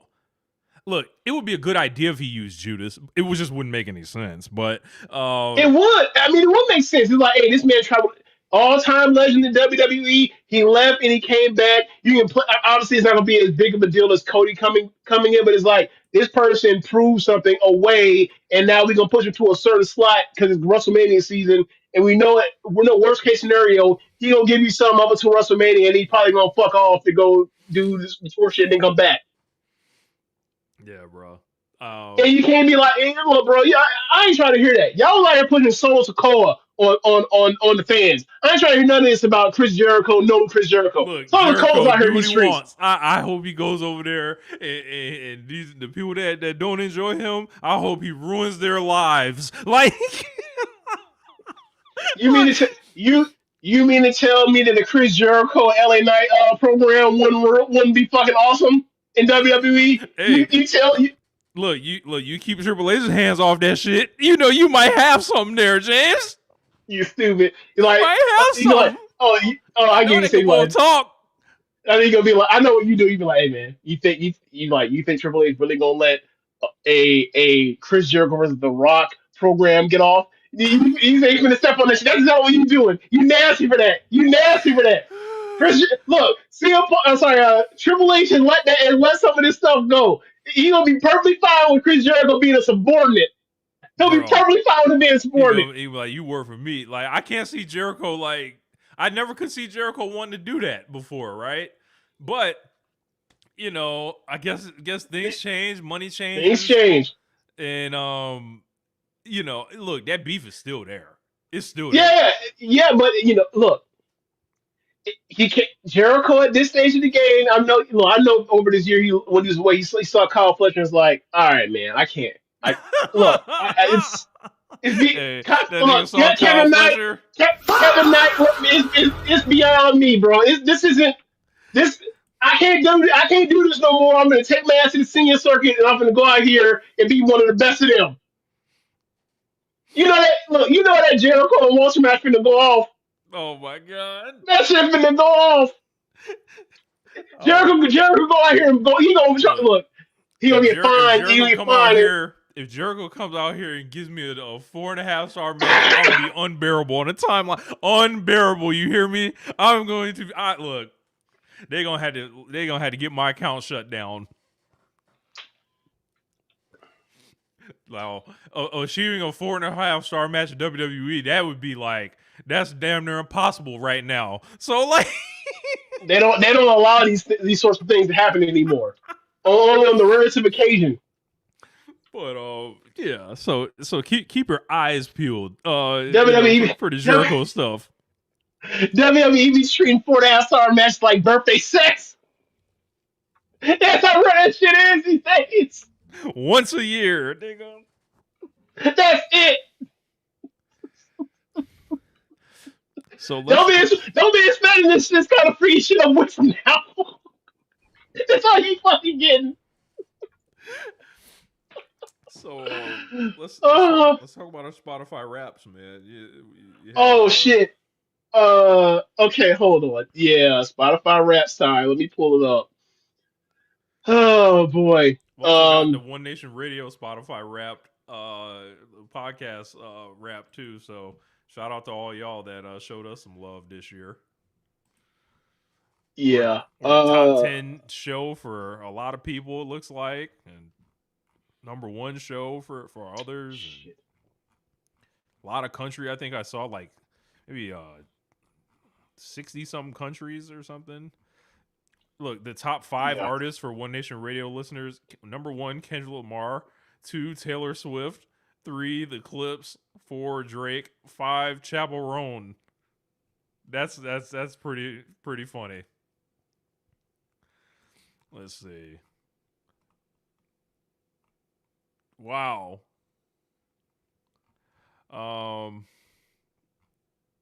If you listen to One Nation Radio, your number 1 other show is Tunnel Talk. So, truly our sisters. Rich, can you hear me over the last like minute or so? Or no? I could not hear you. No. Ah shit. All right, hold on. All right, I'm about to. All right. Okay. All right. All right. So, who's going first? Me or you? You go first. For artists? Yeah. Okay. You go and I'll be right back because like I'm using my phone so I have to like X out of the app and then it's being weird. So Okay. like you go first and then I'll find mine and come back. So I guess I'll go 5-1. So number 5, Nipsey Hussle. Number 4, La Russell. Number 3, Tom G from Tampa. 2, Kendrick Lamar, and number 1, Tupac.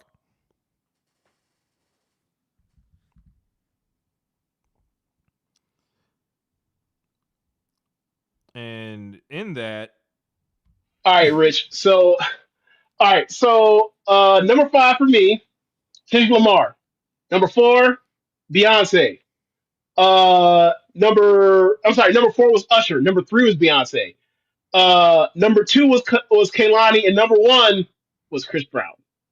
Chris Brown and Tupac. Now, Wow. now, Imagine now. them fraudulent gang members, making a song together. Them Oh, wannabe bloods. brother, I can tell you this right now. Tupac would have hated Chris Brown. But the thing for me is like, so this year, basically, outside of like listening to albums, Yeah. like I pretty much only listen to like my playlist of songs or not Facebook, on Spotify and then put it on shuffle. So like the Kehlani and the Usher and the Beyonce and the Chris Brown is literally all just me basically like I got those are more people I have most like songs for, so they got the most play. And then after that, it's like Kendrick Lamar because like I'll play GNX or I'll play Good Kid, Mad City like once a month. So that's what happened there for me. Like it's kind of actually kind of surprising that a rapper I even made my top 5. Given knowing how I get down. So yeah, Crazy. yeah. So So like, Tupac was number 1 for me. I was like probably like I don't know, maybe around my birthday or in the summer. I was listening to a lot of Tupac for whatever reason. mhm. Like I was going through deep dive into albums. I was reading like this book. Essentially, I was watching. I was doing a whole bunch of Tupac listening. Mhm. Number 2 was Kendrick Lamar. So As I hold on, mentioned. but before you do that, so I don't know if you had ever really done that before with Tupac.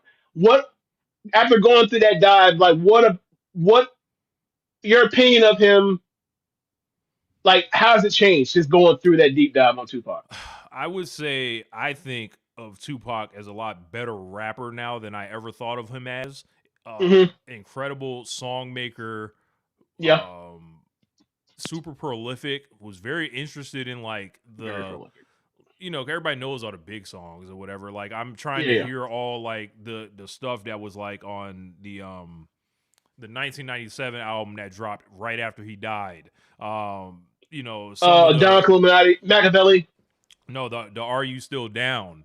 Oh, okay, yeah, yeah. Okay. Like different stuff like that, and then putting together different other things and these unreleased versions of songs that are on YouTube that they basically put new beats out for, seeking out the originals and shit and hearing them. And I remember he had this song where he was dissing. I don't know if I can play it. I don't. It'll probably get yanked, but it was like talking about Wendy Williams, and it was talking about Biggie, and he was like, this shit was hip hop, until Tupac fucked Biggie's bitch, and then y'all niggas are hypocrites and bitch made, and then like he's just going off, and it's like a sample of the Why You Wanna Hurt Me, and like the Gap Band shit is hard. Mhm. I found like he had this song called "You Never Had a Friend Like Me." I think it's on the Gridlock soundtrack, and I was like, this nigga was so dope, bro. Like it's like this nigga is everything that a rapper, like what people love about like you can take a bunch of artists, right? And he's everything. Like Yeah, he's all of it. Like it's yeah. like Because yeah, go ahead. Sorry. yeah, no, you're good. Like he's all of it. Like he's like he has songs for the women. Like he has, Yeah. a lot of rap stuff, lot of more flows than I remembered and stuff like that too. Yes. Trying stuff out and very versatile. And it's amazing how his discography kind of morphs like from the early days. I'm a huge fan of Shock G, and like Hmm. when he was working with him in the early days, and then it just slowly gets better and better, and it's just undeniable. And then you pair that with his interviews, and it's like, Hmm. bro, He's he's like I don't like. It's hard to say he's the best rapper ever, right? right. Because I just think Just technically, he's not there. there's people that rap better than him, but he's still Yeah, the best rapper ever. Like it's like with yeah. the whole package of everything, and then the nigga was a He. movie star too. It was like this nigga Mhm. was the shining sun that was touched on the head or whatever. Like to be the leader of that generation of those kids post civil rights or whatever that grew up Mhm. and this country was still fucked up and fresh off the crack epidemic and everything like that. This nigga was the nigga, bro. Like. And it was just like every time I read a documentary or a book or watch a movie, you just dread when 1996 comes because it was so much more for this nigga to do, bro. Yeah, like I think the thing for me when it came to Tupac is like, as you mentioned, the interviews. After you watch some of the interviews and you read some of his poetry, it's apparent that like it's apparent why he blew up the way he did. Because main thing is he's not a rapper. He like, and I don't mean that in no like Jay Z, Lil Wayne. He's not a rapper thing. I mean like no, this is a person um that was meant to be a public speaker on something different than talking to a microphone in rhyme over a beat. It just so happened that that was his outlet, and he happened to like be very charismatic and had a once in a lifetime type of voice, and it worked that way. But the actual like technical functions of like the lyricism, he's not as good at lyrically. He's not as good lyrically as his contemporaries from that time. But he's a better songwriter than most of them. He was more charismatic than most of them. And one thing that he didn't get enough credit for, he, especially the Death Row days, he was absolutely sliding on songs. Like All Eyes on Me, the song, uh, Two American Most Wanted, uh, Holla at what's the me. other one? The Holla Candy at Me, song, the flip, California Love, bro. the fucking He is, All About You. bro. Like you listen to American Most Wanted, you hear he's on there with Snoop Dogg, and the way he's out rapping Snoop Dogg, and I don't mean he's out rapping him lyrically like hitting you over the head with lyrical miracle. I mean, he just flying all over that beat. It's fucking insane. Like, and then he did the same thing to Dre on. I mean, Dre's not really a rapper, be my point. Like, he did the same thing to a quality Dre verse on California Love.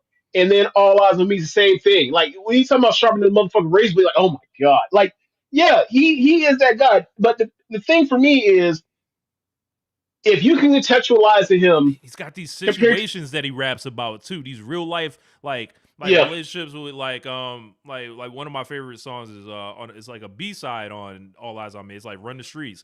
It's like the chorus is like, you can run the streets with your folks. I'll be waiting for you. And then it's like you do all this shit, like it's like, hey man, like you gotta let me be me still.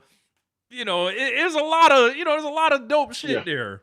Yeah, and he was also good enough, and smart enough to realize that less is more. So he'd be like, "Hey man, I got a hot verse, or I got a hot That's how he would get all them 16, songs done. or I got a hot 16 or whatever else, and I can split, and I got 8 here, 8 here. I'll let these white niggas hop on these beats, and I'll come back later." He was real good for like just giving you Well, put the one hook on hot verse there. and getting the fuck out the way, and it'd be the first verse. He made sure to be the first verse.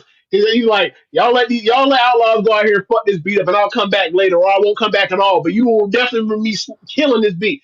So Yeah. yeah, like I think the main thing for him was like when you put if you are around for it, you can contextualize what rap was in the mid to early '90s, especially the mid '90s, and you think of him compared to his contemporaries, like yeah, there's absolutely you absolutely understand why people held him as this is the best rapper or the highest rapper or the biggest rapper going at this particular time, regardless if there's a Biggie going on or Nas is around or whoever else you want to throw in there. He was just Or like Snoop, it was even like Snoop. he was like He it seemed was bigger than it, rap. right. It was like those niggas were in like black and white and he was in full color. Like Yeah. like that's the best Yeah, way to kind of because describe it. he could rap about everything those guys could rap about. Plus, there was a humanity and a sincerity to him that other people just did not have at that time. Um, like and I think that's the reason why like his Lamar is kind of the way he is like there's like you'd be like, hey, if you wanted the best rapper you could possibly find, what would you do in an updated version? All right, I give him the humanity of Tupac, and I give him the vocabulary in the pen of Nas. That's kind of what Kendrick Lamar is. That's why he's fucking awesome. So yeah, but yeah, like with the Pac is just like he just stood out in the way in humanity that like other guys did not have or grasp it. That you could go into these sorts of lanes, or whatever, so go in all these certain sorts of directions with storytelling or what have you, and like other people picked up on it. But like I don't. I think if you are our age or if you're or younger, you don't grasp that until you're like, hey man, you listen to the rest of what rap sounded like at that time. He was different, and I think about less for a lot of people like in the coming years, or maybe even it's already here early Kanye compared to what rap was then, he just seems like he seems like he could go any direction. But obviously never said to the gangster shit. That wasn't him. But it's like the same thing with the thing with Tupac is like Tupac could do that. Tupac could talk about the gangster shit. I'm not saying he was a gangster, but I'm saying he could do that as Because well he as anyone came else. from it. Like he was Right, of it. He was right, around it. Like right. He's not the kid. He's not like Kanye, where he's a kid of two fucking college professors. He's not a middle yeah. class kid. Yeah, like and like Tupac was like it was He's like, an yeah, art man. kid. He's an art kid, but I was he's gonna not. say But like similar it, similar to my deep. These are art kids, but they not well off. right. I was gonna say like, they talk about, hip hop is a music of the ghetto, right? And it's like, there's middle class people, there are, poor people, there are lower class people. Like the people that are below the low class, like that's where Tupac was coming from with it. Like Yeah, Marin City, Baltimore, like and like basically being this amalgamation of all these regions of black people from the 80s and 90s that he was the voice. Like he had it here, he had it here with the microphone, like, and it was just yeah, like it's funny you brought up the point like where you said like he was supposed to be a speaker like of some other kind, like, and he just happened to like his medium happened to be rap. yeah. And it's I listen to nothing to lose a lot. Like that's like one of my favorite Okay, joints of his, and also It Ain't Easy from Me Against the World album. and I believe it's like a sample of the Drifters Float On, and it's just like it's talking about life not being easy, and it's like, yo, it's like he has songs that are like very abstract and colorful, and then songs that are very fucking simple, and it's like, I think, oh, and also me as well. I think that's his best album. I don't think that's not my favorite album. My favorite album is All Eyes on Me, but I think that's his best album. hmm yeah, like there's a lot to Tupac. Yeah, Tom G is on my list. Tom G is somebody that is from Tampa. He's like a local legend in the Tampa local area. legend. And I worked with Tom G a couple times in the studio. Super cool cat, super down to earth. Like just loves the music, loves the shit turned up loud, super friendly. And I just dove into listening to a lot of Tom shit because I remember a while ago I was like, yo, I've never heard a Tom G song I didn't like or whatever. And Right. then I just started listening to like a couple of his albums. He had an album I think was called 16 Summers or whatever. He may have put out in 2020, and he put out a new one I think just recently. And he's got a song called Grown Man on there, a song called Stepdaddy, and the Stepdaddy joint is like amazing. Like video's amazing too. Okay. Oh, he has video to it. Yeah, and Okay. the other one is like actually. I wonder if Heaven Got a Ghetto. It's like a remake of the Tupac Heaven Got a Ghetto song, Yep. but it's like updated, like they switched the beat up and all that. Okay. It's pretty dope. I would recommend people check out Tom G. La Russell is on my shit. He's dope, independent artist, just makes a million songs about everything. He's like the Gary Vee of rap, in my opinion. Creepy rap. Yes. I need you to elaborate on that. So What's like, the connection? What's the connection on that one? so Gary Vee's whole thing is like about like, yo, I'm trying to do something, right? If I want to reach 500 people, how am I gonna do it? I'm gonna send 1,000 DMs to people a day. Like Russell Okay. has like 30 something albums. He all he does is release music, release merch, cut up clips, put them shits up, drop them shits like he drops like 6 albums in a year. Oversaturation, what? It doesn't matter. We just keep fucking going, and then like he does all. And then the house thing, is that his house or his folks' house or what is it? So it's like show his shit, the family show shit he house. does. It's called a Okay. pergola. Okay. And he built this shit in his backyard, and he made it a venue.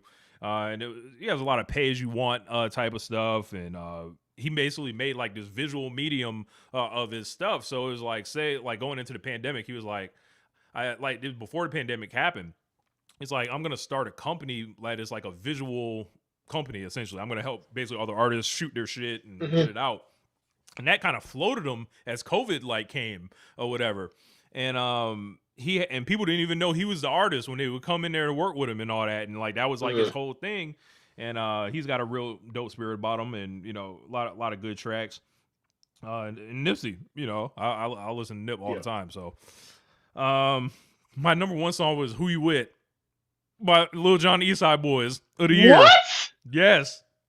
That's why I be listening to. I be working out or doing my fitness test. Who you with? And It man, ain't too many words. It's just like, hey, let's go. we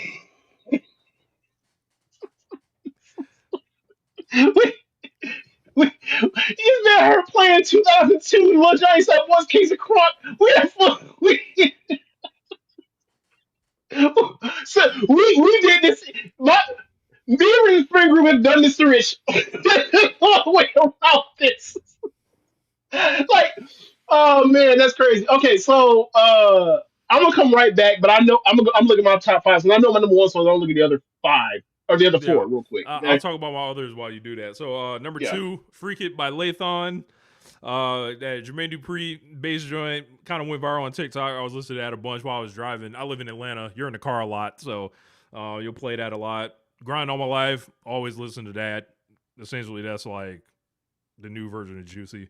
There's a song by a artist named Jack Marlowe. I believe he's a house DJ. It's called Who Do You. It's pretty dope. And Clips, Mike Tyson, Blow to the Face is number 5. What was that on your number five? Okay, so all right, so my number five. Like I said, I'm just saying this on the front end. Y'all can laugh at me after, but I'm saying on the front end. Hold on, do I I gotta keep get my the shit on fives repeat. ready? I keep my shit on repeat, right? So for some reason, like three of these songs are like so I don't even recall going all the way to play any of these, right? Two of them absolutely, but like three of them, like I don't remember even hearing these songs. So number 5 was BB Rexa in Florida, the Georgia Florida line, where the fuck meant to be. Right? I don't know how to end up on my shit. I don't know how I played that many times. Whatever. Number 4 was T Pain. I'm Sprung Rich. I had a T-Pain song on my shit too. No, T-Pain going through a lot, but it was further down. But right. T-Pain going through a lot. Look. I will play T Pain. I have a problem with playing T Pain, right? Like I'll play. Look, like I'm surprised that that like the Chris Brown T Pain Freeze song ain't on the thing, right? Like, but I don't know how I'm Sprung got on there. So or like or Up Down or whatever else. So anyway, number 3, Paramore, Ain't It Fun? I love that song. That's why I definitely that's one of the greatest songs of this millennium. So I ain't got no shame in that one. That's actually a song on my way and play. Number 2 is Just Glenn Rather Be, which is like I ain't really played Just Glenn. Another good one. I know that. I know that. You know me. Look, me when that first Just Glenn album came out, me and you played that shit. So I ain't got no problem with that. Number 1 though, so I definitely went on my way and played. Clips, Mike Tyson blows to the face. They said I played that shit 36 times. They said I played that shit 36 times this year. So yeah, I love it. that was my absolute that was absolutely my favorite song of the year. Yeah, that hypnotizing, entrancing. Yo, yeah, I dropped. I copied the link off of it, and basically generated my playlist. I put my 2025 list in the One Nation Radio Discord. If you guys want to save that, it should be made public. Like you should be able to just do that and save it if you want. Listen to the stuff that I was listening to all year. A lot of different stuff on there. I guess I'll go through it. From there was Euphoria, Burning Heart, Peekaboo, Party on the West Side, La Russell, Family Ties, Baby Keem, Future and Gunna for a Nut, Joyner Lucas, one of them, Billy Ocean, Caribbean Queen, Bananarama, Cruel Summer, Tom G, Tore Down the Projects, Heavy D and the Boys, None But Love, Madonna, Holiday, SOS Band, No One's Gonna Love You, Tom G, Heaven's Got a Ghetto, Switch, Fallen, Madonna, Into the Groove, Rich Latta, Jumping Out the Gym, Tupac, It Ain't Easy, Stunner Sandy, BBC, Stepdaddy, Tom G, Kendrick Lamar, TV Off, D4L, I'm the Man, Rocky Soundtrack, Hearts on Fire, Kendrick Lamar, Dodger Blue, Tupac, Never Had a Friend Like Me, Tupac, Nothing to Lose, Tampa Artist, Jordan Patrick, Slide, Deacon Yulee, Gonna Feel Me, a local Atlanta artist, Jello, Tweaker, Tupac, Hail Mary, Pastor Troy, Champion, Massaging Me, Future, Metro Boomin, Young Dro, Stealing All the Swag, Too Easy, the Lee Johnson theme that I did with Mikey Ruckus, Kendrick Lamar, Not Like Us, Tupac, Holla at Me, Nipsey Hussle, Last Time I Checked, Central C, One by One, Tom G, Bad Religious, Janet Jackson, Go Deep, Tyler the Creator, Ring Ring Ring, Gwen Guthrie, Padlock, Kendrick Lamar, Hey Now, Squabble Up, Sade, Kiss of Life, Machiavelli, To Live and Die in L.A., Tupac, Against All Odds, Youngbloods, Chop Chop, D'Angelo, Jones in My Bones, Trick Daddy, Can't Fuck With Me or the South, Jeezy, Trap or Die. I'm shocked Jeezy didn't end up in my top 5. All the Jeezy I listen to while I'm in the gym. Speaking of Jeezy, also, because you mentioned Trick Daddy Can't Fuck With the South, hey, that might be Sarah's favorite song. Yes. But anyway, yeah, that might be Sarah's favorite. And it's hilarious every time it comes. She loses her mind. But yeah. So you mentioned Jeezy. So no, I'm only going to give you I'm going to get out of the way after I give my favorite or most listened to albums of the year. Number 5, the Beyonce Cowboy Carter, because this was actually you're actually listening to it. Because I was like, I ain't listened to it when it first came out. I was like, I don't want to be stuck around the hype of all of it, but I did enjoy the album. It's still her worst album of the last since 2013, but it's still a good album. It is crazy. She won album of the year Grammy with this album. Okay. So number 4. I did not say nothing about that. Y'all direct all to the Beehive if y'all find this. That was James that said that. What? Ain't nobody get mad at me. You know what the Beyonce fans also think? The same exact fucking thing. Like they're like, yes, Cowboy Carter is not better than Lemonade or Renaissance or the Beyonce self-titled album. They all would agree. Yeah. So yeah. And you know how I know this? Because I'm a fucking Beyonce fan. So anyway, number 4, Calvin Harris, the future bounce wave, volume 1. that came out about a decade ago. But I had like the Frank Ocean and Migos, had the Pharrell and Big Sean and Katy Perry, had the Kehlani and Yachty, like had the Schoolboy Q song that sounded like some Snoop Dogg, that sounded like some Dr. Dre Chronic shit with the bass player on there. That album's awesome. So um, I played it like every blue moon. I'll play the whole thing through. That has no skips on it for me. So number three, as you mentioned with Jeezy, Thug Motivation 101. Number Bro, I three. play so much Thug Motivation 101 while I'm in the gym. I'm shocked. Or the first three albums, pretty much anything off of that. G's like to Yep. drink, G's like to smoke, like all that shit. Yep. Like Number I meant to number ask you about that. I was like, bro, like you've been around football teams and shit, like and been in the weight rooms and mhm. shit, bro. Do anything set that shit off more than Jeezy? I mean, back then it would have Jeezy would have been big in during my like senior and junior year of high school. Would have been big, but I went to a white high school, so it was playing Metallica or playing the classic rock station. But yeah, it would have been a lot of like Lil Jon the East Side Boys and Jeezy. It would have been back then if it were allowed. Um, so Pastor Troy as well. Pastor Troy would have been good. Would have been a good one. Got some passer on my shit.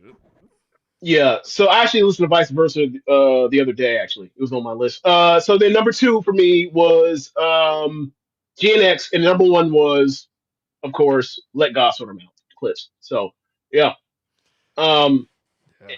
and like, I mean, it's kind of funny because like you look at our previous, we talked about this with our raps or whatever else. For me, like it constantly R&B dominated, but literally like Clips and Kendrick Lamar the last 2 years with their albums that got me to actually check in on some rap. So you gotta take it back. You gotta take it back I in reverse. I mean, look. I mean, only Kendrick Lamar made my top artist. Everything else was like Beyonce and Usher and Chris Brown and who else? Yeah. I can't remember who the other person was, but like it's bunch of R&B mostly still. But yeah, like it's interesting to look at the list and like I think when I saw the thing, 'cause they had this new thing about like being able to see what your musical age is, whatever else. Yeah, Like what I was turned yours? 38, I was 36. Really? Mine was 48.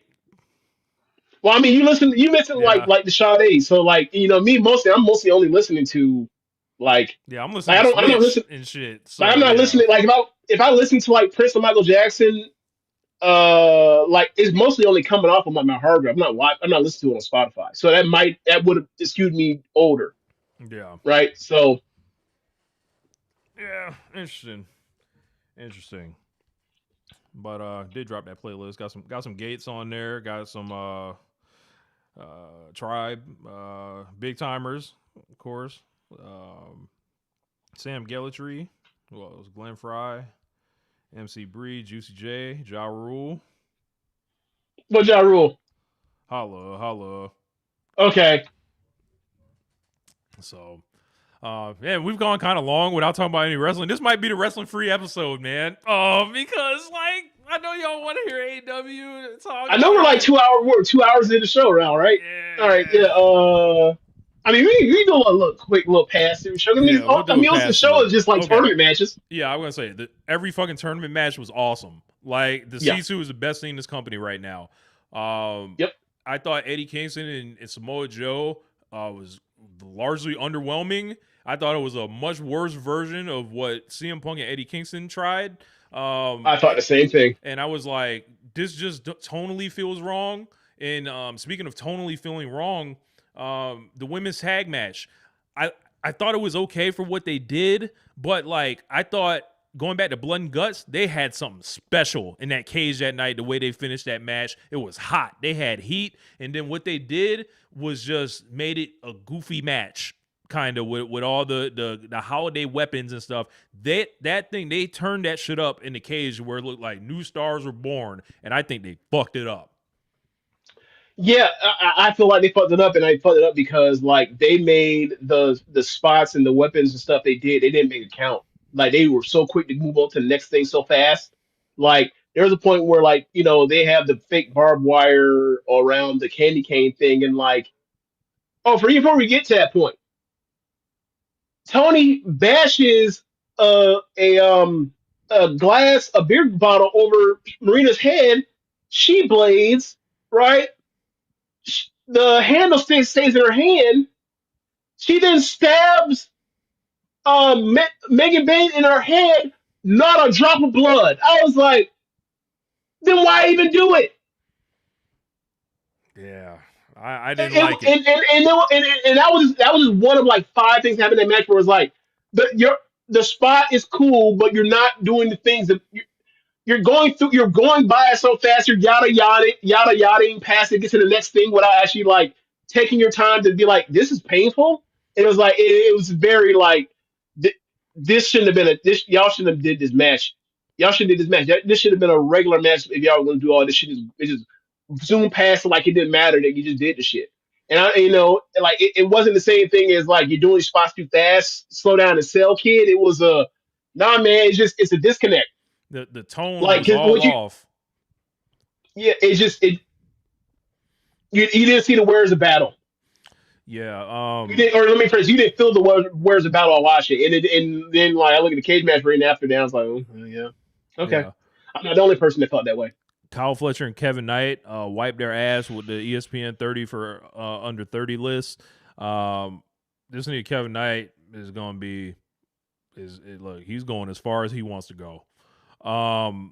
It's like that nigga's out of this world, bro. Then Fletcher like that sequence of like all those like pinfalls where you thought it was over, it just kept like they peaked the match perfect. And it's like these niggas wrestle in a way where when you hear somebody like Mark Henry say it's gonna take niggas 15 years to go to the top, they're gonna say, no, nigga, they told you that because your ass sucked, nigga. That's why. Those niggas, that shit don't apply. Yeah, man. Like, I mean, I said these before. Like, my pick for MVP for Turtles is gonna be Fletcher. Like, I look at this raw. I looked at the lineup he has. Like, he's gonna have a great match with every single person on this thing. And if you don't, it's because it ain't gonna be for lack of trying. And he's already 2 for 2.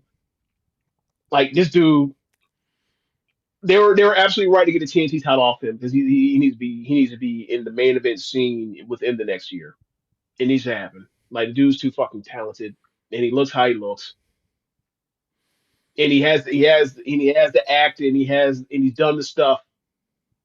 Yeah, yeah, he's him. He gonna be him Twan Mac, do y'all think Don Callis gets way too much TV time? I have Callis fatigue. He does get a lot of TV time. on this show. Yes, Too much is subjective. The thing is, Don Callis does a good job, so it's like you can always put a mic in his hand, whether yeah, it's commentary or anything like that. The only thing is, I do agree with the fatigue stuff as far as when it comes to Kenny Omega. The Kenny Omega and Don Callis shit it's just been going on far too long. Like, and I don't know if it's protection for Kenny, or what. If you can't do much more or whatever, it's like an overarching thing. You just keep him there. But that whole run-in they had him and Okada face off and shit. And then, bro, when he was going back to do the V-trigger and Okada rolled out the ring, I saw that shit and I was like, man, Okada said, man, I done seen this shit before. No, I know what's coming. I'm rolling off this bitch. Oh, man. I mean, and my thing was also like I thought it'd be more dramatic, like the ending of the partnership and friendship between the Young Bucks and Omega. I'm sorry, Young Bucks and Okada. Then just to end in a little in a running brawl out thing. It wouldn't. I thought Bro, that I thought they could have did more. bro, when that crowd was chanting for Kenny Omega and then that Jungle Boy music hit, that and they got anti pop, I was like, oh my god, like that shit was painful to see how they set that shit up. What else? Hook, bro, Hook. I don't know if you've seen the interview part where this nigga they basically spell out. They let him get out 2 lines and they immediately just handed it over to Hawk. Yes, I saw. Yeah. Boy, it's gonna be a struggle, dog. It's gonna be a struggle.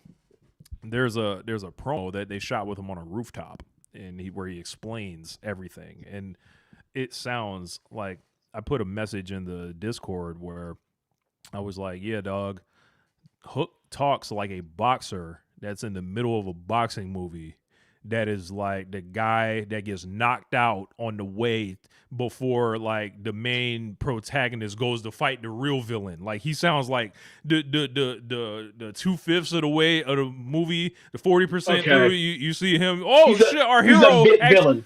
Right, yeah. He's Our a bit hero villain. actually has some skills. He knocked this fucking dweeb out. Like that's what Hook is. Yeah. I feel like you're giving him more credit than he deserves by saying that. But yeah, like Yeah.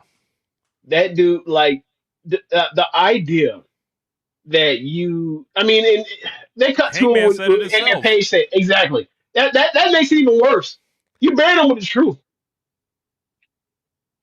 Like Hangman, like I can't believe he looked as incredulous about the shit as the audience is. Good, maybe that guy Hangman is a good actor. Um, I saw the run-in that they did with Hangman and saw the reaction. It felt like a little bit of shine was off Hangman for me. And it was just like I don't know if it's just one building, or whatever, but it just felt like we'll see next week. Did you hear the cheese? You hear the cheese? You're like, who will be with me? Like he did everything. He did everything. Would be like, Swerve Strickland will be tagged with me the first time ever. Be there and watch us, please, please, please watch us. I I will be know there in small town person. Indiana. Yeah, I will be there in yeah, person next week when that happens. I can't wait. yeah. So I guess we should probably talk about that. So next week I will be on the road on Thursday, traveling to Florida. So I will not be on One Nation Radio on Thursday next week. I don't know, James, if you wanted to drop a solo before. I'm coming down to do FOH. I'll probably record something and put it up. Yeah. Yeah. So it'll be a solo James probably next week. And then Sorry, y'all, in advance. yeah. And then we're like we're doing FOH Saturday. We're recording. We're trying to figure out if we're gonna do some type of streaming, like private stream or something for that. Um, you guys let us know what you would be interested in doing for that. Like come to the FOH channel, see what we can figure out.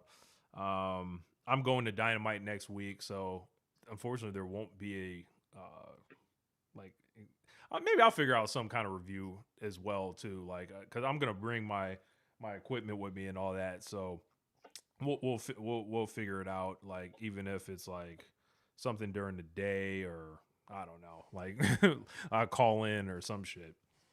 Hmm. Okay, then we'll figure it out. But So what was then also the Dark Order versus a nothing the match. Ops. I saw that. I A was like, nothing John match. Silver's 100 times the wrestler Hook is. Like, Yes. Yeah. Reynolds too, yeah. right?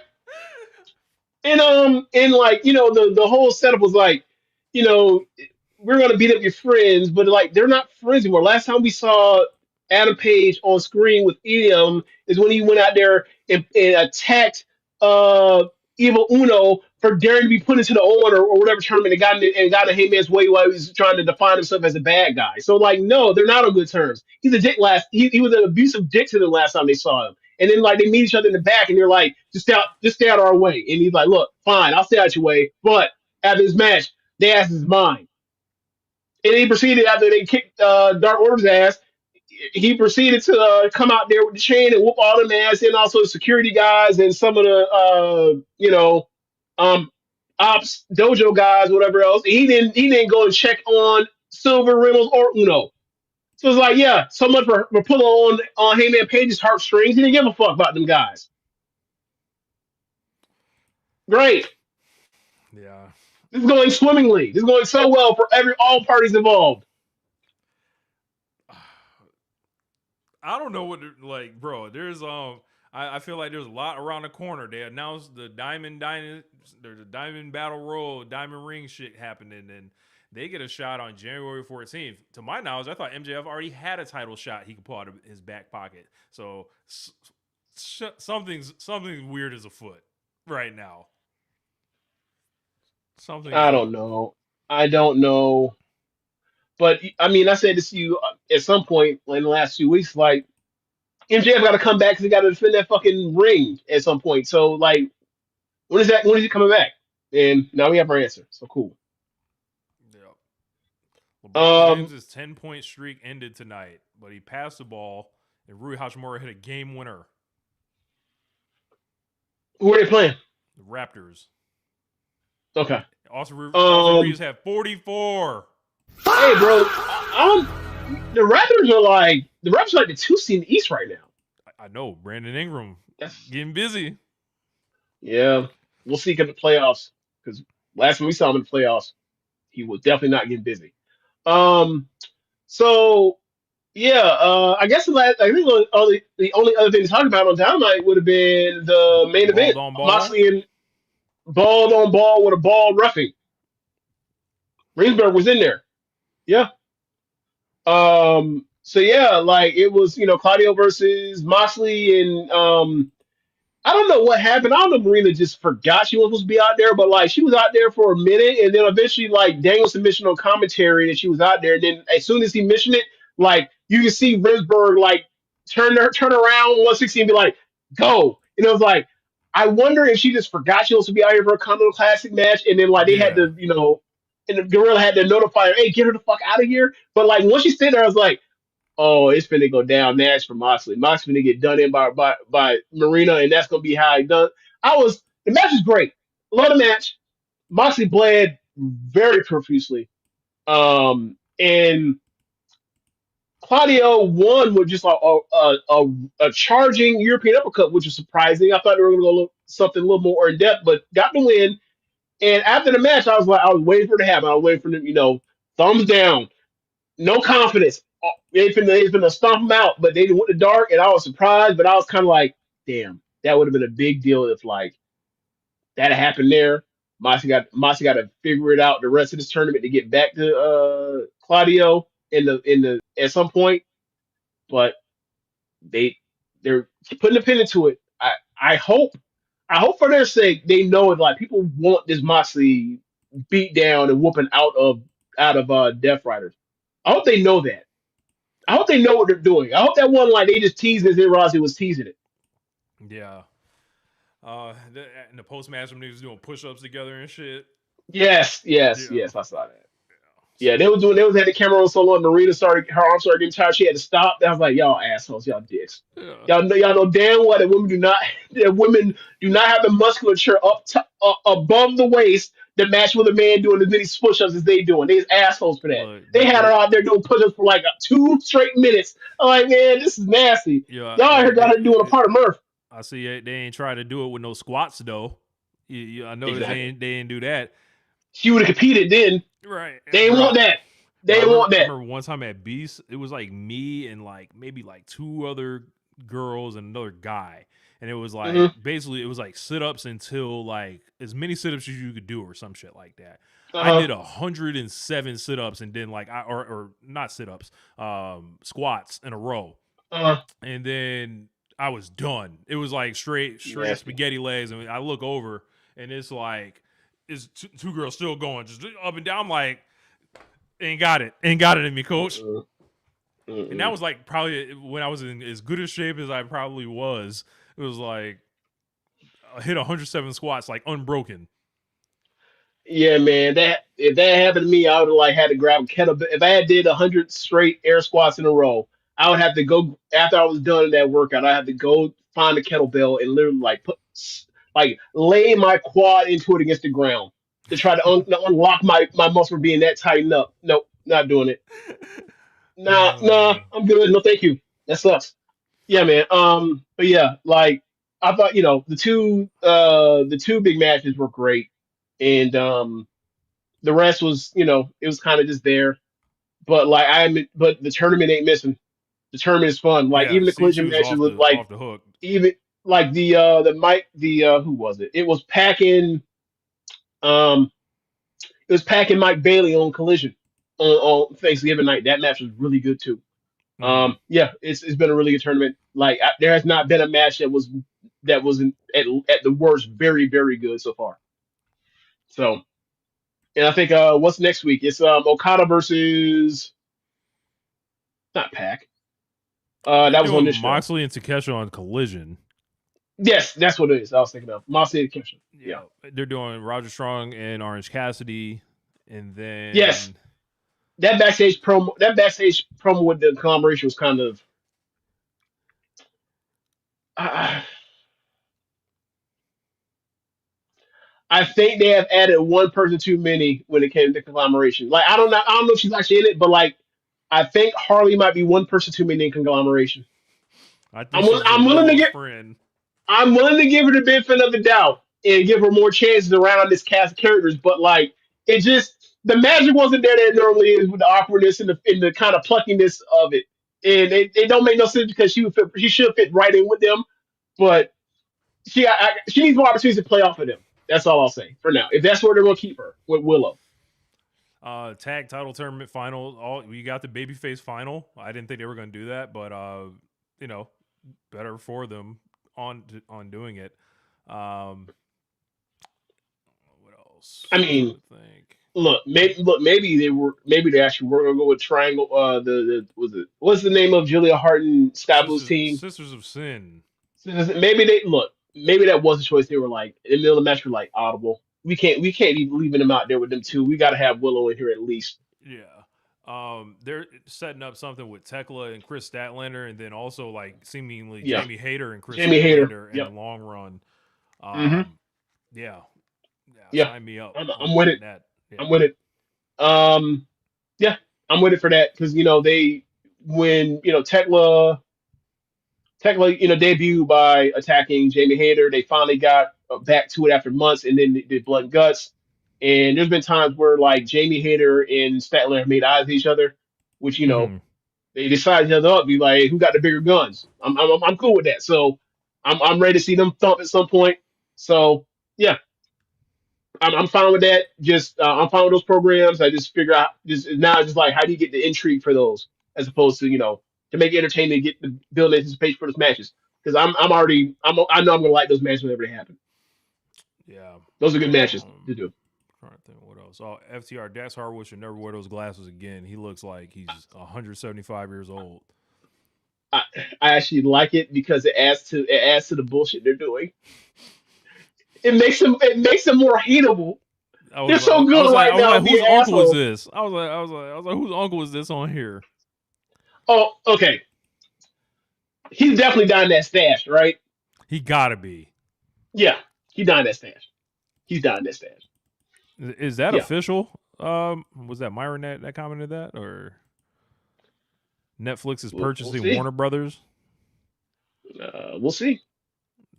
Yeah, I guess we will see. But yeah. Besides that, I guess we can wrap it up. We will Yeah, talk to you guys soon. As I mentioned, FOH getting recorded and all that. And remember, FOH is our paid show. It is pay as you wish for it. And we're going to have, it's the wildest show of the year. We are having spirits. We'll be drinking liquor, alcoholic beverages during this. And wilding out. I started writing the FOH big board in my phone today. But add some more stuff and throw it to you guys. See if you guys want to add anything to it. And we'll have a nice host of topics. And thank you guys all for writing different stuff in the Discord throughout the year. And but man, there's a lot I got written down. Now, I don't even really want to get mad at anything this year. I always get mad about something. I don't know what it'll be. there's always something. But there's a couple I got my eye on where I'm like, yeah, it's Them gonna be bringing Brock jokes. back is nasty. Fucking up John Cena's retirement tour is nasty. Yeah, there's a few things. Yeah, Hook. Oh, This Hook push. That's yeah. that's Yeah, a like fucking up Hulk Adam Hogan. Page's potential. Yeah, fucking up Hangman Page's potential ace title run for Hook is just Yep. absolutely not. Yep. You out your damn mind, Tony Khan. CM Yeah. Punk and AJ Lee, Triple H, Is this the Copeland. first time we talk? Is this the first time we talk about CM Punk on this show? CM Punk has gotten FOH a few times. No. I mean, like on this particular episode of One Nation Radio. Yes, This is real shit. Yeah, you heard about it. You heard that Larry died. I did. I did. Yeah, it sucks. I wasn't even. I wasn't even trying to make a joke. I just like it sucks that the dog died. It's like that dog. Like, look, Kenny Omega. Sorry, Kenny Omega thought that dog was special. He tried to protect that dog. He got fucking bit for it. Super Saber Dog. See, yeah, that I'm afraid what they're gonna do with the dog now, James. What you mean? They was already putting the dog on T-shirts while it was alive, James. What they gonna do now, James? Are they gonna worship the dog?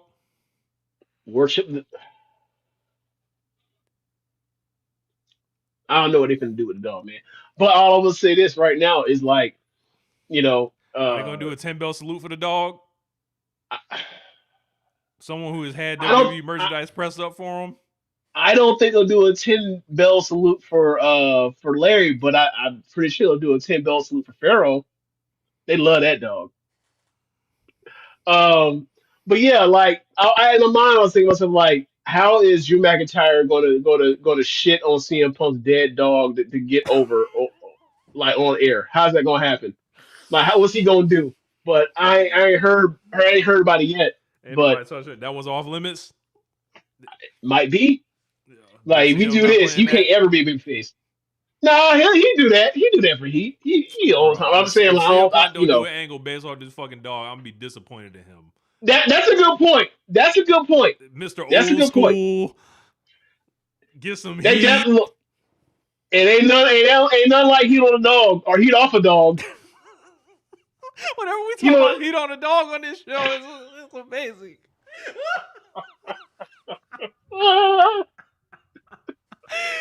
Yo, man. Heat on the dog, man. Yeah, he got to do an angle with the dog. I think I saw a picture of him. He was wearing the Larry's dad joint on the jacket. Bro, Survivor Series was last week. We didn't even talk about that shit. It was a bad show. Why are we talking about it? It was a bad show with two bad war games. Triple H. It's a format show. It's a format show yeah, man, I ain't talking about that shit. That Triple H, Paul Levesque pay-per-views. She's ass. They had what? 2 good pay-per-views this whole year? 2? Maybe. Okay, like WrestleMania was at night 1 was the best week, or like no. Night 1 wasn't the best one. That one was better, but they were both bad. Okay, fair enough. Evolution was good. And there's one I think I'm forgetting, but yeah, everything else has not been good. What was the show that had this John Cena? Was it SummerSlam, right? John Cena with a good John Cena and Cody match, right? SummerSlam was very bad outside of the John Cena and Cody match. Yep. See, okay. Yeah, but look, that at least that's true to WWE Rooster pay-per-view. Have bad undercard and have someone Austin or Rock or Triple H or Angle that's awesome, and you be like, hey, he rocking. Oh man! All right. Look what they've done. Look what they've done. But yeah, so like this month is gonna. When they gonna get the Gunther in Dragunov on the mainstream? I need the mainstream to see that. But there's still time. They ain't really interested in that. There's people currently like rebelling against the thought of Gunther retiring John Cena. I'm like, there's no one better. Like, the best match guy in the history of the company is going to retire John Cena. How dare they? You fucking dorks! Like, oh man, like that's how it's supposed to end. The baby is supposed to lose to Bane. Batman's gonna get his back broken by Bane. That's how it's supposed to work. Yeah. Like Johnson, like, look, you know what? You know how Danielson went out? He got fucking beat, but he got beat by a person that betrayed him, and then his whole group suffocated him on the way out. It's supposed to feel tragic and bad, and you're supposed to feel wrong. You're supposed to wish there's something left for him, or the Sting. Those only two ways wants to go. Either to max to max out the feeling. It's either like he goes out on top or he goes out on the sword to a bad motherfucker. That's how it's supposed to go. One or two ways. Damn it. Doc tagged me in the Discord. We talked at the beginning about Shane's song. He was like, Shane's song's in the outworld now. God damn. That's That's fucked great. up. I love Doc. That's fucked up. Good guy. Oh, man. I guess we can wrap it up.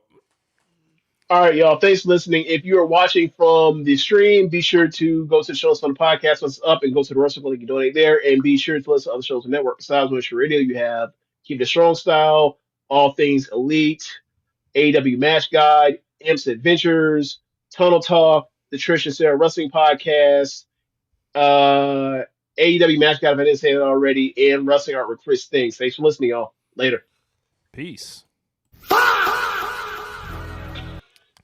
All right, y'all. We are getting up off of here and holla. All right, later, y'all.